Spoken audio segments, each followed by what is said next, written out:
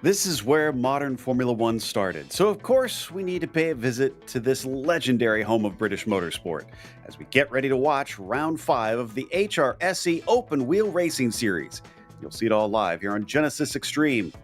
I am Joe Peak, and with me in the booth is Steve Kernick. Behind the scenes is our director, Christian Duploy, and of course, we're looking forward to what should be a fantastic race. Steve, Silverstone's old 67 version should make this a real test of bravery. It's going to be an incredible one, and the drivers have been putting in a fair amount of work to ensure that their cars will be able to handle all 80 laps of pure racing carnage. It's all about slipstream. It's all about keeping that rhythm and ensuring they keep the tires alive, and having to just drop the temperatures down just to try and get these cars across the line on easier stops. And here is the calendar. Of course, we have Formula A and Formula B racing as usual. So 2 races today, both here at this track. They won't be at the same track necessarily each and every round, but Silverstone for round 5. Then after this, it's off to the Nürburgring. And of course, that is the Nordschleife, not to the modern version. And that will be incredible. If you think this one is a heavy test for the drivers, that's going to be crazy. Of course, Pescara, a lesser seen one, not as well known as some modern tracks, will be fun as well. Brianza for Italy. And then, of course, we've got Mosport and one of my favorites, Riverside, to wrap it up, at least for the Formula A side. But there's our calendar for the Open Wheel Racing Series here, which definitely puts on some fun stuff in R Factor 2 with these classic cars. Talk to us a little bit about the layout of this old Silverstone here, Steve. It's fast, it's sweeping, it's very, very challenging. The drivers are going to have to navigate through some of the tighter corners where you have to follow the leader, but it is high speed. It's all about keeping your foot on the gas, try and push a little bit harder, ensure that every corner, every apex, absolutely perfect. Don't go a little bit too out of the mark, otherwise you will lose a serious amount of time. But it also favors the brave who are willing to use all the circuit that is available to move their way up through the order. It's going to be a tough time out there. I do think coming into the final corner, however, is going to be the toughest of them all, purely on the fact that the drivers are completely sideways, flat on the gas, and trying to ensure that they're up and going. It will honestly be one where it looks simple, but executing is anything but. Up next, we've got that Formula B series, as I was talking about, 44 laps that the drivers are going to be racing today. at this place, and they should go by pretty quickly because, like we said, it's very fast laps around here. Drivers will be circulating in no time, even without the wings on these older cars. The high speeds should make it go by relatively quickly, which does make me wonder what the passing opportunities are going to look like into some of those corners. Drivers have many chances to try and sneak by. I've already had qualifying at this stage. They're in the warm-up. So, Steve, I imagine if you're not ready now, you're not going to be ready for the race. This is an incredibly tense situation for the drivers to just do their final little tweaks to the cars and try and move forward. But looking at the standings, however, we've got the likes of Niles Sentowski Sky sitting on 33 points, Rob De Vries sitting on 19, only 1 point ahead of Quinton Chateauvi. And we've got the likes of Gerald Ryan, along with Laurie Selman, Clem Fandango, Mentos Istra, Ricardo Mendez, Filippo Mareza, and Tamo Weber rounding out the pack. It is close for second and third. Fourth and fifth are also separated by a single point. But don't count out Clem, as he's able to pick up the pace in a race quite quickly, as we've seen before. That's a good point. But Neil's in control. That's the sure thing.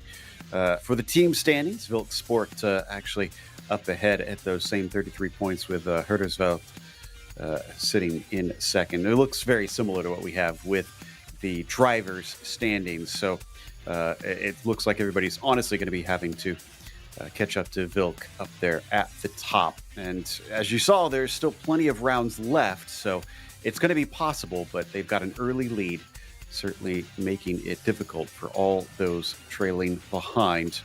About just a few seconds left in the warm-up as we see these beautiful morning shots of Silverstone, showing you there is some walls and things to worry about, things that you don't want to hit out here, but it's going to be so high speed and so open for most of it that drivers will be more focused on finding that speed through the corners.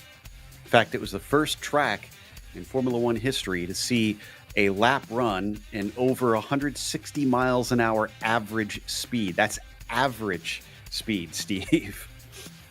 That's absolutely incredible, and drivers are going to have to replicate that as well. But we got to talk about these cars don't have the big slick tires that we are used to. They are closer to road compound tires, which means a lot of sliding comes in, a lot of car control. And while you're trying to do that, you're trying to rev match, heel toe, and ensure that you get the most pace out of the car. This is also going to become the trickiest part of the race, as drivers are going to have to think a little bit more outside the box of when they're going to be shifting gears. They're gritting up, so let's go through our starting order. Sinkowski has put it on the pole with Estrella starting from second, Vuliez in third, and Day starting from the fourth position. Then we get to row three. Weber will be starting from fifth with Rion in sixth, Salmon in P7, and Marazzi in the eighth position. From there, we head off to row six, and it is going to be row five, rather. Steph Hermans with Declan Brush and Clem Fandango rounding out the last of our 11-car field out here. Like we said, it's a fast lap, so 11 cars should still keep it plenty busy out there. It's going to look a little bit different than modern F1 because they start on the old pit straight here, heading up into Copse Corner, which will be a much faster sweeper right-hander through here as well. We wait for the call from the flag stand as the drivers sit in ready. You can see it's not like modern times where they all line up essentially 2 by 2. They usually kind of had rows of 3 staggered, if you will, back at these times. We're looking for the horn that they play. There it is. That lets them know they're ready. And there is the go signal. Green flag is out, and they fly towards Copse Corner. Does look like Estrella is going to be the one to actually get away with that top spot. I think Sinkowski did manage to get to that first corner first. So coming up to Maggots, it's a quick swing. Beggett's a slower right-hander, honestly, than much of the other corners out here. Should just ease the cars up as we have one off to the inside, Steve.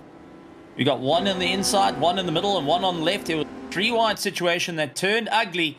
And thankfully, all rejoining the circuit. The question is, how much damage has the car sustained? Single-seaters are not meant to go wheel-to-wheel contact. They do land up bending wishbones super, super easily. It is Sinkowski who's up into first place and already starting to open up the gap away from Estrella. But we did have a chat to a couple of the drivers earlier where their concern is not going and pushing too hard at the start of the race, but rather save the tires now. By the end of the race, you have that little bit more life in them. You're able to push a bit harder. But it is up to Oliver Day, who is hunting down second place at the moment. Looks for the inside line. No room to go and get past, but does have the toe and the drive to stay into the fight. And Selman going and gaining a little bit of time as well. It's all about that slipstream, left on the brakes. And this is going to be a bit of a risky situation. Trying to get as much momentum.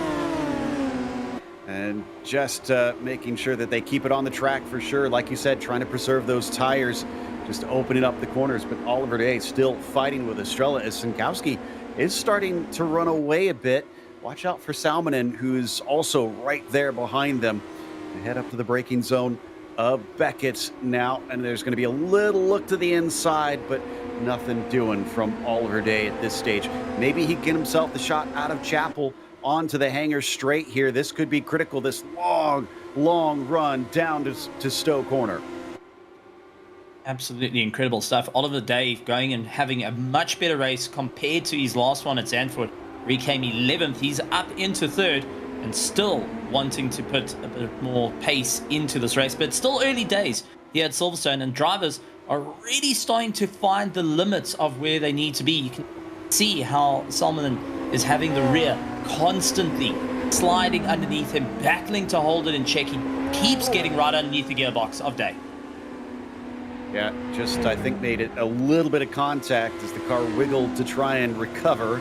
Back through Abbey, he's slow. That's going to mean Salmonen moves now up to that third spot. So from the attack to the defense for Oliver Day, and he shuffles down to fourth position. This helps out Estrella, a little bit better of a gap up in front of him.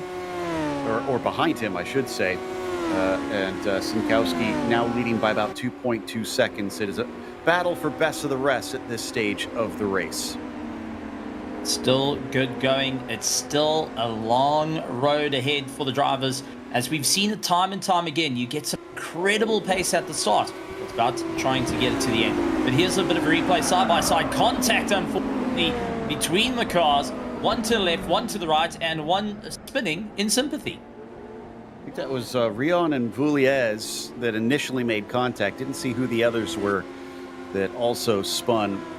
But Marazzi, I think, our last car on the track right now in the number 49, sitting in 11th. Back to the battle between Day and Salmonen with the roles reversed now. Day on the attack, the 46 trying to hold on as they go through Stowe Corner. Just a little bit of a drop here before this short spurt up to club. And then you really need a good exit here to get the launch all the way to the last through two corners. Oliver Day trying to get underneath the gearbox. And this is one thing, sliding the car a little too much, going and scrubbing off that extra kilometer that is desperately needed at the moment. And Lara, who is lying in third place, is not afraid of putting his foot down. He's able to hold third place at Zandvoort, looking to try and get third place here at Silverstone to move up through the championship. But Oliver Day has second comings on that one. Tries for the inside line into turn one. It's going to have the access to the apex first. The 46 going to fight him around the outside. Again, they get very close to touching, but Day now has it back. Can he run away is the big question, because Salmonen already got him once. Can he get him twice? Estrella just eating this up, because now the gap between them is about 1.2 seconds, which is going to break quite a bit of that slipstream, make life a little bit harder for Oliver. Does look like the speed is there, Steve. He's already putting a bit of gap on Laurie. Trying everything he can at the moment, but I don't think Laurie's out of the woodwork just as yet. Staying right into the toe, waiting for an opportunity. We are going to see drivers have a bit of a drop-off when it gets to about lap 20. Halfway mark, these tires are going to be feeling it. The driver's going to have to start considering of backing it off a little bit, maybe braking a little bit earlier. But we've already got one car in the pits, and that's Fandango, who is just getting some work done on his car. Interesting. So not showing as a DNF quite yet. Hopefully he can get back out there and get racing, because you never know what could happen to your competitors in front of you. Attrition could still give you some spots, even if you're well behind the next car. That's very wide for Oliver Day, and that seems to be one of his Achilles heels, just making mistakes here and there. And Salminen is back in the hunt, sizing him up, coming down into Cop's corner, dives it to the inside, has to back out late. Very, very late move. Salmon making sure to put the nose in constantly, knowing that Oliver Day is watching those rearview mirrors like a hawk. And this is where, if you're Oliver Day, you need to keep your head down and focus on the car ahead of you. Don't worry about the car in your mirrors. If they're 0.3, 0.4 of a second away, you just need to ensure apexes and exits, especially for the championship, and trying desperately to score as much points as possible at the moment, lying 24th in this championship.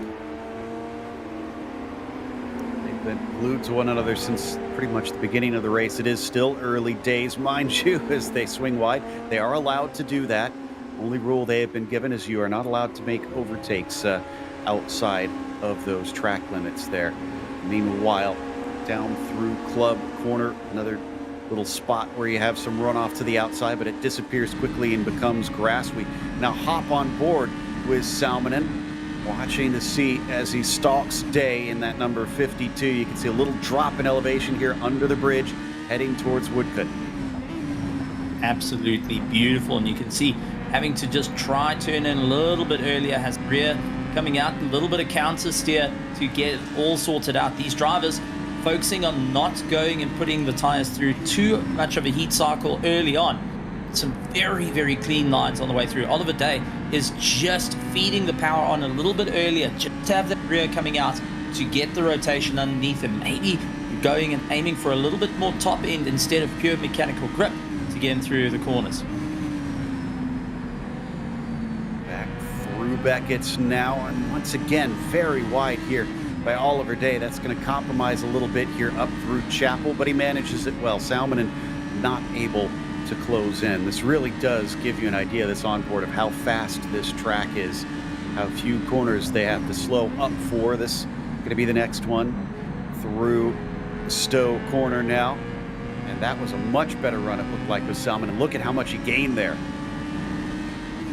This is turning into a race and a half in the early stages of the race, but take a look at Oliver Day having to not make just one turn in. He's actually going 3 times just to come right through the corner. It's cost him a huge amount of pace, and Laura getting immediately right into the gearbox, closing, looks to the inside line, and now Day has to battle it out. It is going to be a drag race to who's going to get into the corner first. Oliver Day is going to lose the advantage by not having the sweep around the outside. Dave, extremely shallow into that final turn. I think that may have cost him on that one. But for Salminen, this is going to be really important because every point will matter. He's trying to catch Gerard Rion, who is the next one up. 1 point ahead coming into this race. Rion sitting down in 8th. So at this stage, Salminen should jump him in the points. And he's not too far behind Chavito, who is not here either. The other driver that he's chasing, De Vries, I don't believe is racing today either. So for Salminen, he needs maximum points.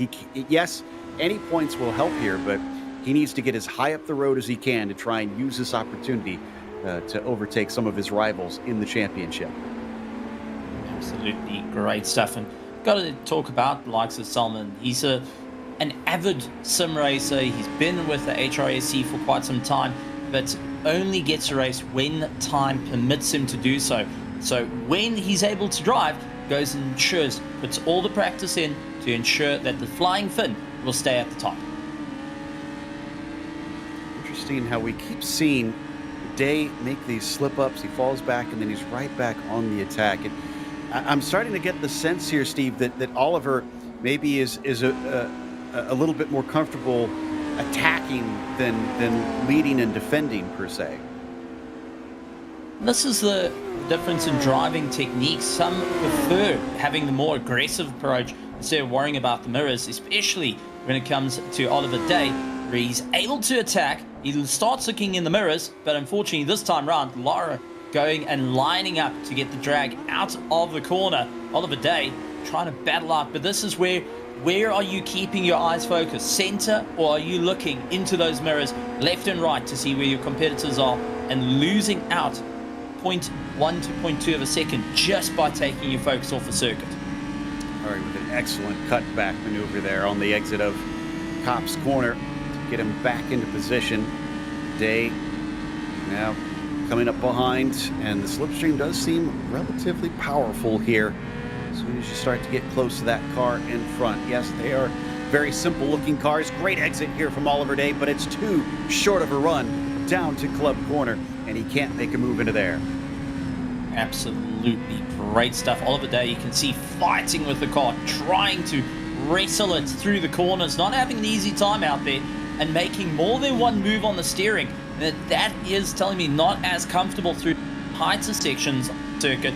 But when it comes to just straight line horsepower, fast sweeps, he's a bit more comfortable to lay into the attack. But as soon as you have to slow things down, oh, big move for Oliver Day. Right, straight, right again, and try and straighten it up. They're losing so much time each and every time they move forward. Consistency just doesn't seem to be there for the 52. As he once again slides out of Cop's corner, looking to try and catch back up to Salmonen. Salmonen holding him off for the time being. Will he get another run maybe here along the hangar straight, trying to set himself up? It's quite close now, coming through Beckett's, but again, another bobble off the corner. And everybody, while there are different teams, are in the same car out here in the Formula B series. So this is all down to driver. And I'd say between these two drivers, Day looks the less comfortable. Well, this is the thing. He's got 218 horsepower to play with and weighing 979 kilograms. The car's power to weight ratio is beautiful, but that being, 444 kilograms. The power to weight ratio works out, but the problem that comes in is all momentum based. This 1.6 liter this Cosworth is just not having all the grunt immediately. So in other words, you got to carry that pace through the corners. You have to go in that little bit quicker. But if you have too much angle on your slide, like many drifters know, it's so easy to just go over that threshold and land up with a huge problem. Watching the 32, this is Declan Brush, currently about 2.5 seconds ahead of the car behind, but we've switched back now to the battle for third place. And we can pretty much write off what was a battle for second in front of them before, just because of these two squabbling so much all race long. Estrella now 2.8 seconds up the road ahead of them, just showing that the more they fight, the more they're going to lose ground and hope for a higher position. It's now basically for this last step on the podium. Very good run from Oliver Day down the hangar straight, goes to the inside again, very shallow in comparison, but lets up, decides not to go for it. I feel like we've seen that a couple times from Oliver Day here, Stephen. When he doesn't take the traditional racing line, he seems to go maybe a bit extreme, going a little far inside. Not as comfortable just under braking alone. Seems to be trying to carry the momentum, don't want to feed too much onto the brakes, and just has that front nose wash out. Now, if Salmon goes and loses this third place in position, it's detrimental to the points, because we've got to remember that he is only 1 point off the back of Gerald Ronan. So every point counts, because there is a lot of breathing room to climb not just one, but two positions. Third place is worth 6 points in the championship, which is crucial for Salmon, but not as crucial to the likes of Oliver Day, who has yet to score. Yeah, and Day would love to finally put some on the board. Makes me wonder, how hard will he fight? Because bringing home that fourth place still would be valuable in jumping him up into the fray. Meanwhile, this is our points leader and race leader, Neil Sinkowski, just logging lap after lap out here and looking rather unfazed. He's won the last 3 races in a row. Monaco, the Netherlands, and Belgium. Only didn't take a victory in the very first round in South Africa. So he's basically made up for that poor start and has been dominating since. In fact, his main rival behind him, Rob de Vries, hasn't scored in the last 2 rounds. That helps explain some of the big gap that we do see in that points. But whatever way that it came about, it is what it is. The numbers don't lie, and Neil Sinkowski is on a tear. You got to give it up for Niels, because right out the box, went on to the attack, opened up the gap, and now just starting to give a little bit less into the corners, maintaining, just focusing on the tires as we now below 30 laps to go around Silverstone.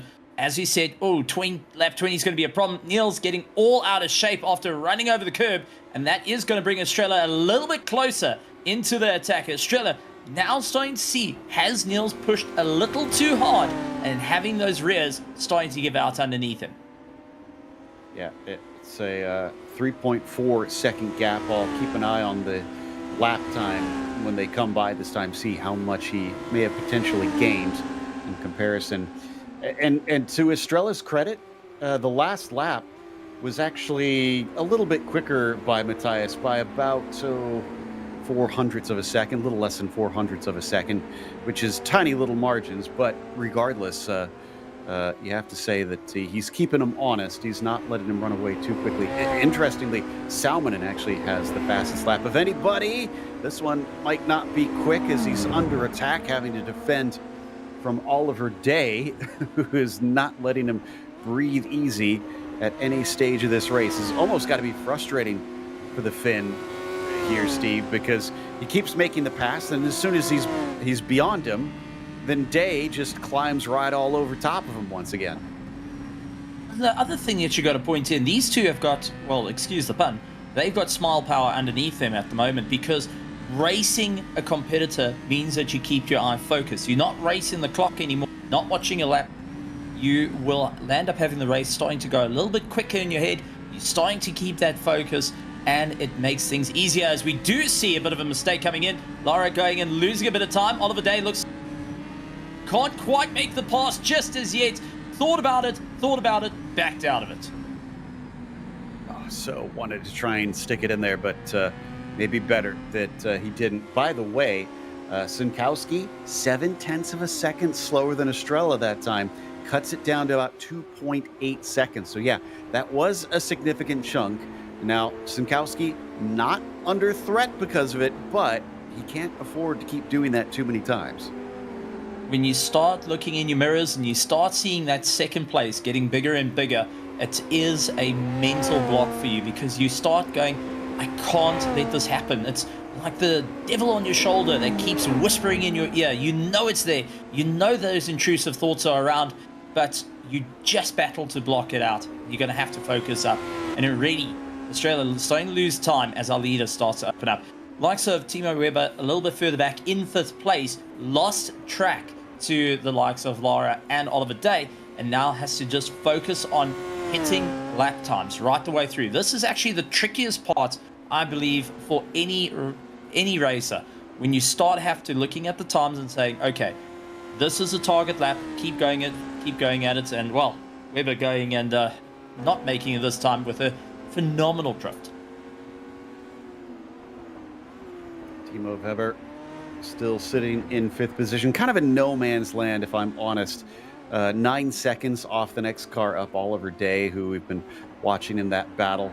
But then 10.5 seconds ahead of Vuliez, who is sitting in 6th, which I believe is going to be the last point. There is Jeremy now. So not nearly close enough. They just need to run their own race. But it's so early in this race, Steve. I imagine keeping focus for the remainder when there's nobody around, that's going to be part of the difficulty. But it's also part of the fun, and many of these drivers have been concentrating doing so in practice. they set themselves a bar to go for. Like Sir Jeremy Villiers, when he was out there practicing, was just keeping on hitting the marks, keep focusing, and was one of the drivers that was more concerned about the tires over a longer stint than with those in a shorter stint. So trying to just keep that 6th place, because he will be scoring 3 points at the moment for the championship where he is at this stage of the game, which is going to help him out considering he's 10th and needing just a few points to get ahead of Filippo Marzi, who is lying in 9th place on 7 points. By the way, it was 3/10 quicker last time by for Sinkowski over Estrella. Oh, well, and they just went by recently, and now Estrella fought back with the personal best, 28.9 to a 29.4, so half a second faster. It is now a back and forth between them. Interesting. So you were talking, Stephen, about how the drivers maybe needed to save their stuff a little bit. I wonder if Estrella has maybe held on to the tires, and now Sinkowski we're seeing struggle to be as quick as he was early in the race.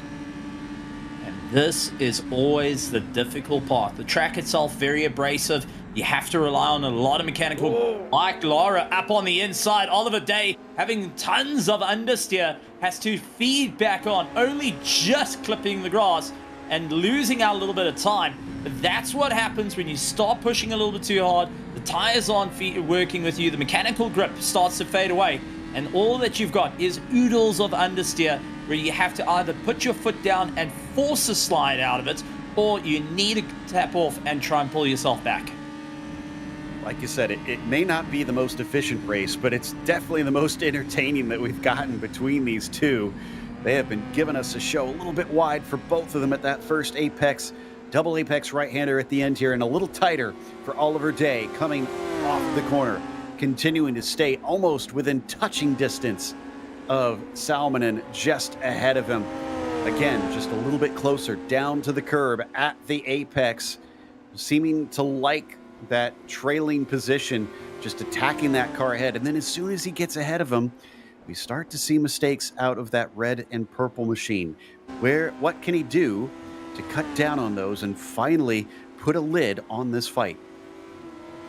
Also notice that you're using all the revs that is available in the rev range, so motor taking strain. This is one thing we've got to talk about, especially with the circuit, is you've got to ensure your gear ratios are right, you're getting your rev range right. Otherwise, a little too far will end up hurting the motor. And by being stuck in a slipstream constantly, you're taking away that crucial airflow to cool the car down. So you start looking at the gauges, starting to figure out, am I going to lose time here? Am I starting to cook the motor? Am I starting to really hurt the car towards the later end of the stages? And that's, I think, is going to be Oliver Day's worry a little bit later into the race, of maybe that extra 1.5 revs I was trying to utilize is not quite what I need at the moment. And unfortunately, we got our first DNF with the likes of Brush. Ooh, not sure what happened. We'll see if we get a replay later or not, but he is officially out of this race. We're down to 10 cars running. I mentioned reason for Fandango to get back out there. Well, that is now one that he'll get in about a lap's time. So Marazzi in the 49. Is this related? Brush still trying to... Oh, so looks like this is actually a pass 4 position. 49 gets through, and the 32 off to the side. Oh, what's going to happen here? They get very close coming down the hanger straight up into Stowe corner. Locks him up, slowing down. Something mysterious seems to have happened to Brush. So I wonder if he did have one of those engine problems that you talked about as we go side by side once again into Stowe corner. Oliver Day down to the inside, and they make contact as going for the over-under. Salminen has miscalculated it, and once again, the red car is ahead. Oliver Day having a good run at the moment for the Smile Power Racing machine, trying to break away. But Salminen is going to be in for the fight and has been in this situation before. Play for the leader, wait for your opportune moment. Oliver Day likes losing the rear on the final sector. He likes to run in shallow, done it every lap thus far. Is it going to be another opportunity? Or is Oliver Day switched it up? Well, big tank slapper loses. That's not going to work out in his favor. And immediately, Lars Selman starting to make up ground at a rate of knots. Again, as soon as he's ahead, there was a mistake. Oh, but now it's Salmonen's turn to make a mistake. He sends it too deep into Kops. He'll lose a couple more tenths once again and falls behind. Still, he is there. He's going to have to clean it up if he hopes to get that position back. Big lockup, big lockup coming down into Beckett's corner. Are we starting to see the Finn overdrive the car a bit? This is it, and every time you lock up, you create a flat spot, which then progressively gets worse. Locking up that right front continuously is starting to make a big impact, and it starts wearing out those tires a little bit more than planned. Think about this. Imagine going and walking around with a new pair of shoes, but you take your one shoe off, you put your old pair of shoes on that has really gone through the ringer and has worn out. You getting grip on one side, but not on the other while you're trying to climb up a hill. This is what the likes of Lara is starting to feel. Not able to get grip on the right-hand side, but getting plenty of grip on the left. This will start to impact his drive and will have to be a consideration of how you're going to move forward. Let's check the lap times for Sinkowski and Estrella this time by. See if there's any gain once again. And it looks like a 29.4 versus 28.7 for Matthias. It's down to 1.8 seconds. It is trending towards Estrella running down our leader. If there's a managing pace aspect to this, I feel like Sinkowski's maybe erring on too slow of a management side at this stage, because Matthias has been continually taking chunks out of that lead. And if you think about it, Estrella is going and keeping consistent pace the whole way through. Got a third place in Netherlands, not getting onto the podium in Belgium, but this time round, at the moment, a crucial 8 points in the bag, looking at 11 points. And this is where the likes of Estrella's got to keep his head in the game. It's a long championship. Remember, this is still a lot to go. This is only round 5, and we still got 10 rounds to go for the drivers to push forward. Every point will matter, though. They all pay the same.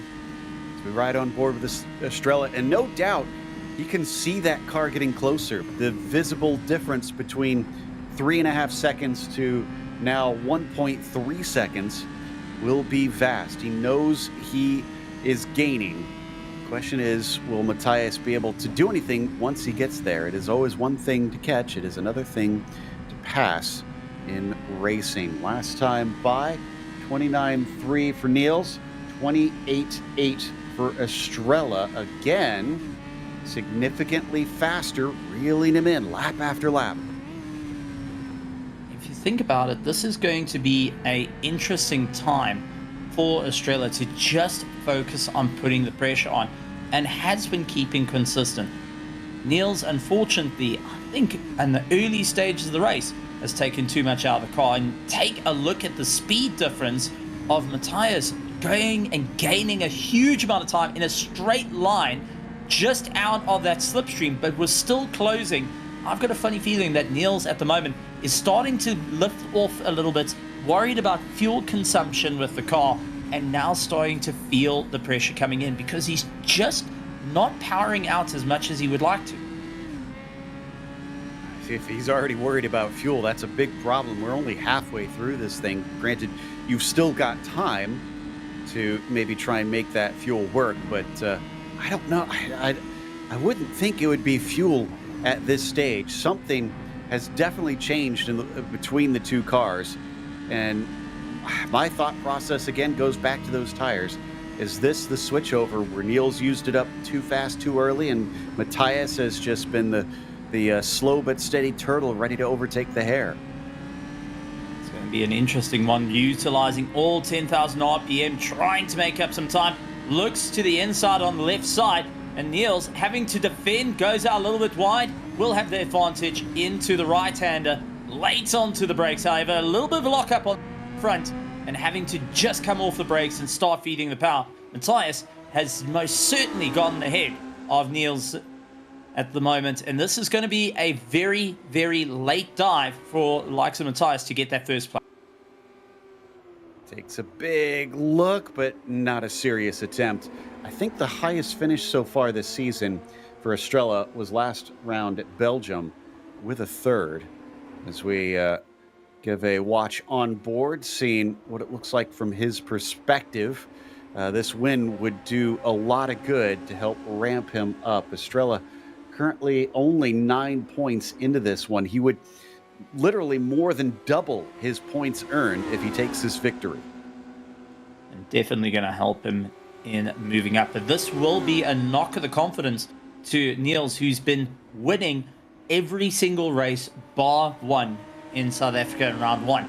This will be the crack in the armor and possibly the crack that's needed to throw him down the order and bring the championship a lot closer. Matthias up on the inside, however, tries to take for the dive. Niels trying to fight back around the outside, but Matthias has got the exit, he's got the drive, and a change for position. Estrella up into first.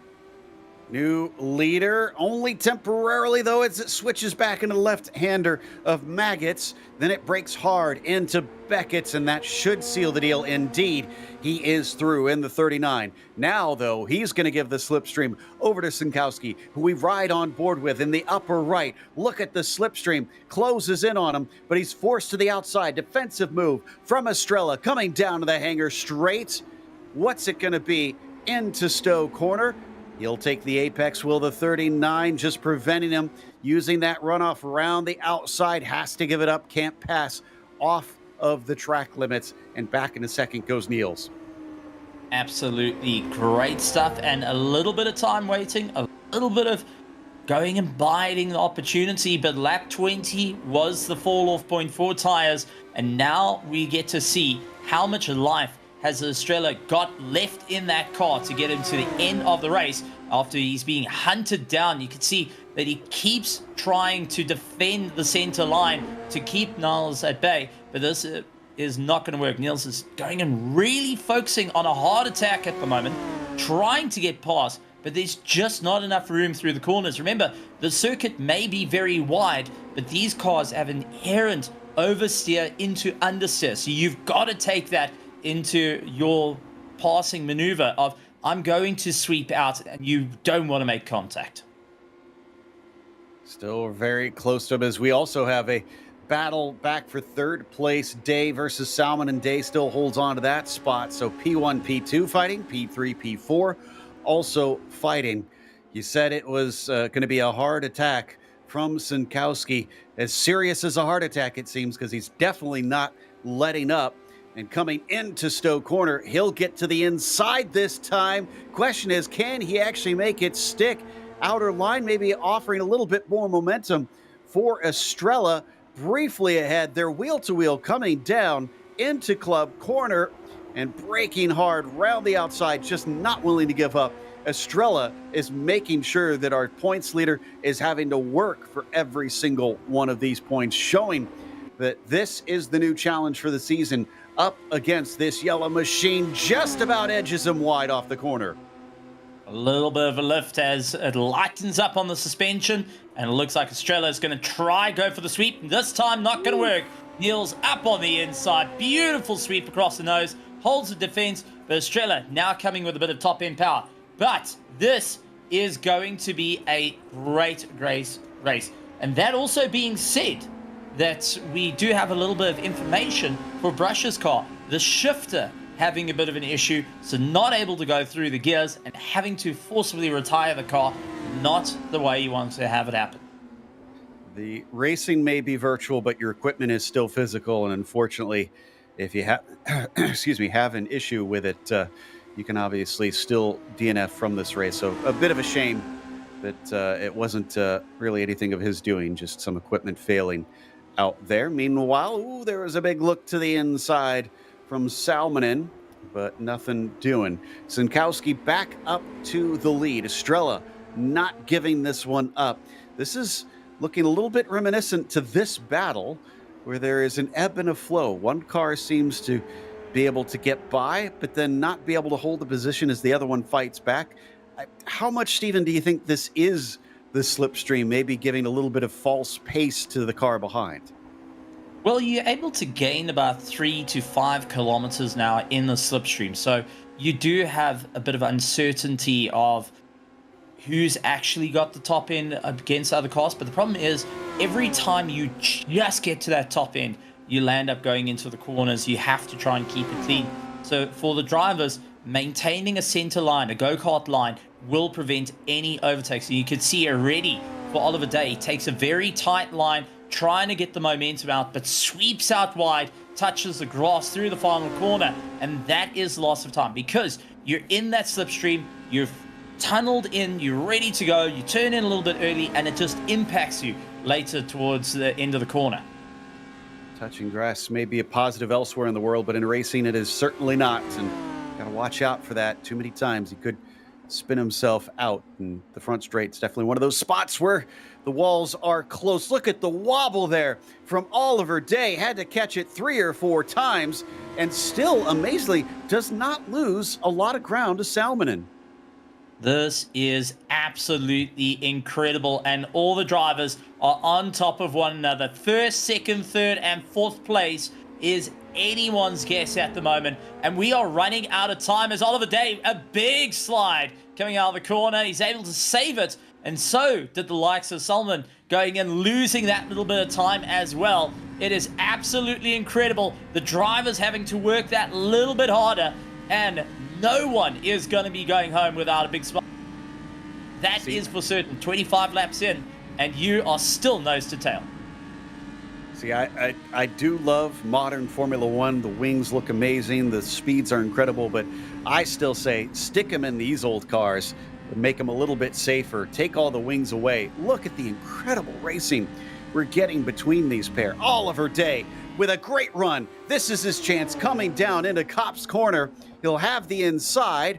Question is, can he get it done? We've seen the over-under from Salmonen before, but he's not going to get it this time. Stays the outside in the 46, and Day is up and through into third. Interesting enough, Oliver Day relied a lot there on engine braking into the corner, trying to let the engine go and slow the car down. It's really late on the brakes, having to do a bit of cadex braking to go and slow down. But the drivers are trying different techniques now. Stabbing the brake and bleeding off a little bit earlier, utilizing engine braking, anything at this moment to move forward. As we do have a change once again towards the top, Estrella and the likes of Niels is going and brawling with one another. There is fights everywhere, and I feel so bad for the director because where do you look? This is just incredible racing. Exactly. And so he gets another good run. Going to be side by side coming down through through Chapel rather, and onto the hangar straight. It's a drag race up towards Stowe. Who is going to be able to come away with it? And this is out of Abbey into Woodcut. Got lost here on the course as they complete another lap. Estrella will be leading this time by once again. 27 laps into this 40-lap race. And I couldn't tell you who is going to come away with the win. It's so hard to tell who is the stronger. It's 2 cars off, both of them into the grass, taking out signage. Did Day brush the wall? As Salmonen is still behind, both cars are carrying on. And I can't tell if there's any damage as we go side by side once again, Stephen. I don't know where to look. It's just absolute carnage all over. Niles going and losing out a little bit of time. Estrella going and utilizing a little bit more room on the circuit to try and keep that first place, but only just because here comes Niles up on the inside, late in the brakes, locks up that right front again, loses out the time. Estrella immediately looks to try and capitalize on towards the right, keeps on the attack. It's a drag race through, will have the power to just make his way a little bit ahead, and there's the overtake. Needs to guard that apex and does so as Niles immediately try to hunt it. Sparks coming off the bottom of the car as he clips a little too much curb that time. Well, this might be our real battle now because I'm not sure if Salmon and Day will be able to carry on the fight. I see them about a second apart from one another. Day is behind Salmon, and so there may be a bit of damage on that car from his off-track moment, but still nose to tail for P1. Absolutely incredible stuff. And this is going to be a wild one. But that being said, first place, still open cards. And I'm going to have to go and say, who do you think's going to get this win? Because at the moment, between the likes of Niels and the likes of Estrella, who do you feel has got enough in the tank to power their way through? We're getting closer and closer to the last 10 laps of the race, and it's going to be where we've seen every single round where the drivers throw caution to the wind and focus on the pure racing pace and do everything they can to go for the win. Well, right now, Sinkowski can go to the inside for the win, and he's going to be able to take that apex away coming through Stowe corner. But again, almost oval racing style rules. If you run around the outside, you can carry the speed. Estrella knows it, hangs on, sends the 55 braking deep into club corner, cuts back underneath, but I don't think the speed is quite there. Sinkowski now once again up to the front position. These two have been having a right old battle. And then coming down to the final corner, another look to the inside maybe, but no, he's not there. Estrella sets up for later. Absolutely great stuff. So this is going to be a wild, wild one. Let's take a look at the replay a little bit earlier. This is Solomon going and catching to the Oliver Day, clips the curb, goes out wide onto the grass and gently trying to bring it back. Oliver Day getting caught out. Something tells me he watched his mirrors there, and that went and compromised him. Did take a bit of impact to that front suspension and lose a bit of time. Oliver Day was so focused on that left mirror that it has cost him third place. Yeah, it just drifted off. And if he hadn't have touched that sign, I think he would have been okay. I think that is really what sent him into the wall. We get another battle. We'll talk about that in a bit. As once again, they swap positions. Now it's Estrella's turn to take the lead back up into Stowe corner. That was more than just a little bit of a hit to the wall, I think. And in fact, the numbers tell the tale once again. It is up to 5 seconds. Oliver Day is dealing with a damaged car. He has lost that battle to Salmonen. Oh, it's such a big mistake, and unfortunately going and losing out. This is where you got to pull the Johnny Bravo method. Fold the mirrors so it just looks at you, and don't worry about what's behind you at the moment. As we do see the likes of Niles going for the outside, gets immediately cut off. Estrella holding first place, but only just at the moment.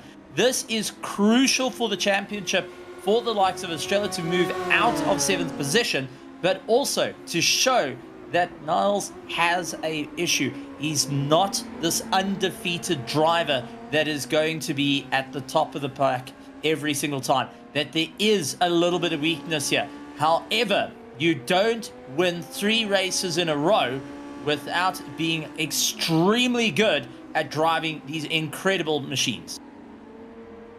Oh, and cutting back underneath, there's unfortunately a car in the way if you're Estrella, so he can't use the shot off the corner. He is going to get the slipstream, though, and they're starting to approach some lap traffic. That's going to make life even more interesting. Big defense down the inside. Sinkowski getting more aggressive, forcing him all the way to the inside of the track, but unfortunately does not hold back that yellow number 39. He's back through the lead. The other thing we're seeing more of now that is interesting to me, Steve, is it seems like they're clipping these inside curbs a bit more and more. Yeah, there you can see just climbing them that little bit, and that has cost them from time to time. I feel like they're playing a bit of a dangerous game trying to climb those curbs. It's a Russian roulette. It can either work out and you gain a little bit of speed, but at the same time, it upsets the nose of the car, bounces around. Remember, these shocks are extremely soft, and they land up going and taking a fair amount of hits. That they soak it up, but at the same time, puts that unstable car into play. It starts feeling like a little bit of a seesaw effect, where your nose goes down, your rear goes down, your nose picks up. You land up having to compensate for that, as well as trying to go a little bit quicker, and it just makes things a little bit more harder with these vehicles. And it could have also led to the reason why Brush was also having a bit of an issue earlier on, and the likes of Fandango hitting the curbs a little bit too hard. That starts to take an impact on the car, and you can land up visiting pit lane looking for space. Another defense here from Estrella down into Stowe corner, but nothing doing for Sinkowski. We do know, though, that Rush's DNF was less due to the curbs, more due to the shifter, unfortunately, having issues, the physical shifter out there. So his was unfortunately not related to how he was driving in the sim. It's a little bit of dust kicked up by the two going wide out of club corner. They're using every inch of track and then some, finding the inside, just drifting off of Abbey corner. Sinkowski takes the inside away, coming into Woodcut. They're going to go side by side through here. This is such a fast double apexer. This is tricky, but space has been given between the pair of them. Almost dead even across the line. That lap by, the battle carries on into Cop's corner. A little bit of that inside curb will send him wide, cutting back underneath. Estrella now should have a little bit more speed, but the track will go to the left-hand side into Maggots, and that will end that battle for now. This is getting more and more intense. The defenses are getting more aggressive. The drivers using up more of the track. At what point do they step over the limit? This is going to be the worry, and we cannot count out that they are starting to make up a bit of ground to one of the back markers. I think it's Fandango that's going to be looking in his mirrors. You see Estrella up on the inside, trying to keep going.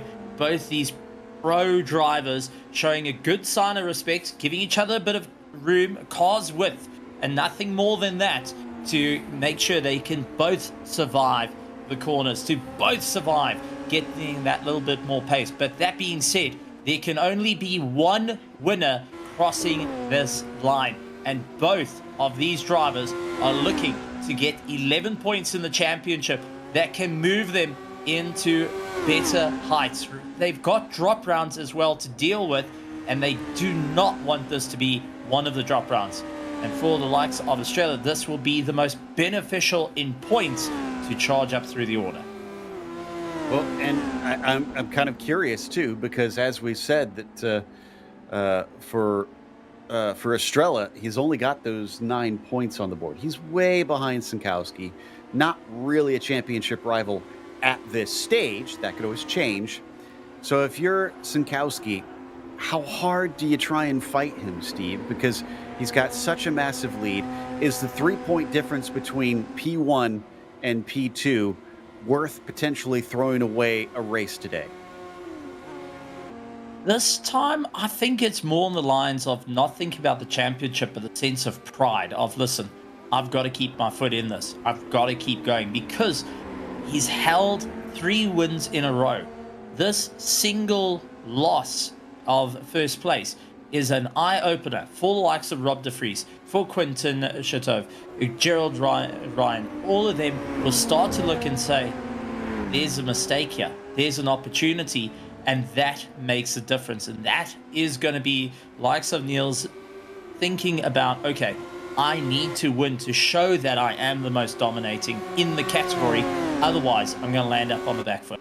So, rightfully so, rather back out of the fight and rather focus on just scoring the points. I think there's a little bit of pride here to be the most dominating driver and team on the circuit.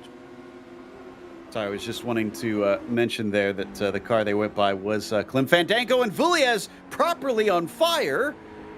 Oh my goodness, we talked about over-revving the engines. I suspect he has maybe done that a little bit here.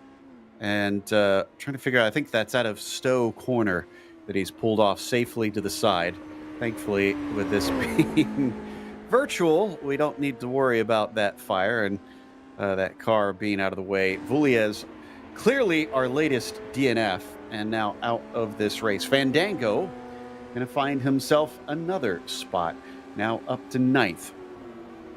Now that also goes and causes that they lose that chassis for a bit into the next round by having damage on it. This is where the drivers have got to be very aware of the rules of the championship. Any damage incurred, you're going to have a virtual chassis loss. And a barbecue like that, damage to the motor, makes things rather tricky, and also is a loss of points that was crucially needed for him, as he needed to finish in the top 8 to at least score a single point for the championship. Not quite the way you want to have it ending. No, that's especially with the race that he was having. Yet it was a little bit farther down, but I believe he was in the points at the time he retired. I'll have to double check on that. So that's a definite loss there for Jeremy. Not the way that you want to see this one wrap up. Rion is currently sitting in 6th now, so that I believe is the last car in the points at this stage. He is also kind of out in the middle of nowhere, about 21 seconds ahead of Hermans, 23 seconds behind Timo Weber. So just running his own race. We can't take our eyes away from it, Steve. They are side by side once again, coming up into Stowe Corner and now getting oh so close together. Oh, just no room for error between these two as they got 5 laps to go. However, both drivers are leaving it on the line at the moment, both wearing their hearts on their sleeves. It's late on the brakes. The likes of Niels and the likes of Estrella, who are desperately trying to hold on to first place, trying to attack for first place, and there is no room being given. Remember, at the start of the race, there was a car's width between the two. This time, however, it is less than enough space to get a bicycle between them. And the laps are ticking down. This time by is going to be 5 to go for these drivers. If you're Sinkowski, where do you want to position the car? Do you want to be behind going into the last lap? We've seen how powerful the slipstream has been at times. Or do you want that track position? Do you think you can defend and hold back Estrella? Just about evenly matched in this second half of the race. Although I say that, look at how much we're seeing Niels lose in this first half of the lap. Is something wrong here? Not as comfortable, and definitely not going through the revs as quick as he once was. Possibly maybe over-revved the engine ever so slightly just once, and now I'm starting to feel the hurt. This is a tough call, but for Niels, this is not what you want to have. Being the most dominating driver in the championship thus far, now starting to lose a little bit more pace to the likes of Estrella, who's got finally enough breathing room of 1.1 seconds between them. Marazzi, down in 8th place, will be scoring the final point and will be having 1 point in this championship, trying to close up the gap to the likes of Hermans just ahead. And it's going to be the next car lapped as well. Now, I don't think they have enough laps time to get to the back of Marazzi. Yeah, because you can't even see him in the background here down the main straight. There they are coming through Woodcut now. But they're going to need some incredible speed. And you know, earlier I had kind of downplayed some of your thoughts about maybe the fuel call for Sinkowski, but him dropping back this late is now making me wonder if there was something to your theory that he's starting to realize he is a bit tight here. We'll find out in a few laps' time. He's not really gotten up to the back of Estrella all that quickly, although it looks like he's stopped some of the loss of time. It's still hovering about 7 to 6 tenths behind the number 39. Marazzi trying to make up a little bit of time to Hermans just ahead. He's lying 9th in the championship. Once these 2 points, goes up on the inside.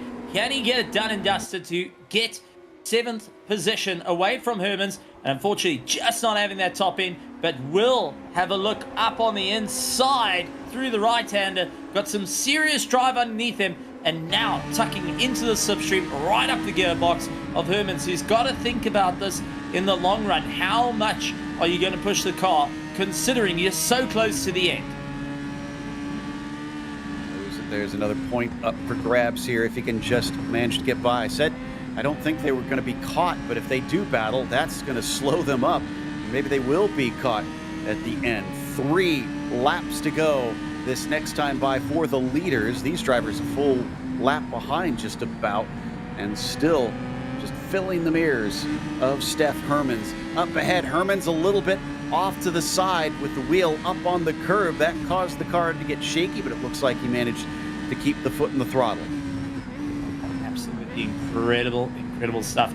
But these drivers are fighting tooth and nail. I've got to say, being at the back of the field, you could swear they are fighting for first place at the moment, as Herman's having to really just try and fight the car through, knowing that there's 2 laps to go. However, for our leaders, Filippo needs to get any bit of momentum. Looks to the ends. Not wanting to take a dive. Big tank slap, a big slide. Had to pull out of it as Herman's locked up the anchors. Nearly coming together. Still gets the exit in comparison. Could have the spot here. The nose is ahead. And as he chops across the bow, that is it. Marazzi moves into 7th position. Extra 2 points on the championship and closer to the likes of Ricardo Mendes, who's got 8 points.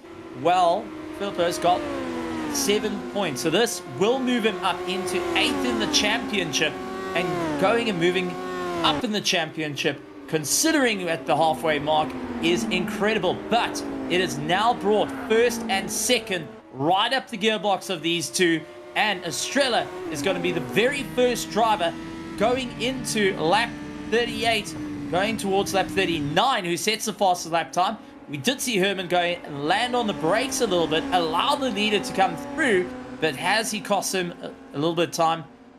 Well, Estrella now needs to try and clear the likes of Marazzi, and Herman just going and letting leaders through without any bother. Saying, come on, roll the red carpet out. You guys are free to go, giving us a little bit more time. But Estrella getting held up a little bit as he tries to hunt his way past. Yeah, that it seemed like Sinkowski was the one having trouble initially, and now Estrella gets held up a little bit by the lap traffic. They're allowed through. They're hovering at about 1.5 seconds apart. And that fastest lap of the race there from Estrella, you tend to expect that in these cars as they get lighter. They burn off the fuel. Yes, you need to watch the tires, but they do pick up speed as that fuel comes off. Does make me wonder if it's more towards just Estrella is picking up pace, not that Sinkowski is losing pace. It's very possible, depending on how they've fueled these cars to go the full 40 laps. But however, if Niles can't get the drive, if he cannot go and get closer to Estrella, he's going to have to get comfortable with that 2nd place and really gets a tank slapper, losing out a lot of time. Estrella's going to be quite happy on this and will be smiling all the way to the bank, because this will be the first time in the championship to get 1st place. So 1 lap to go. It's all on the line for Estrella to make a bit of history here. Got 3rd earlier in the season, aiming for 1st, and also to break the streak of Niels is not an easy feat here at Silverstone.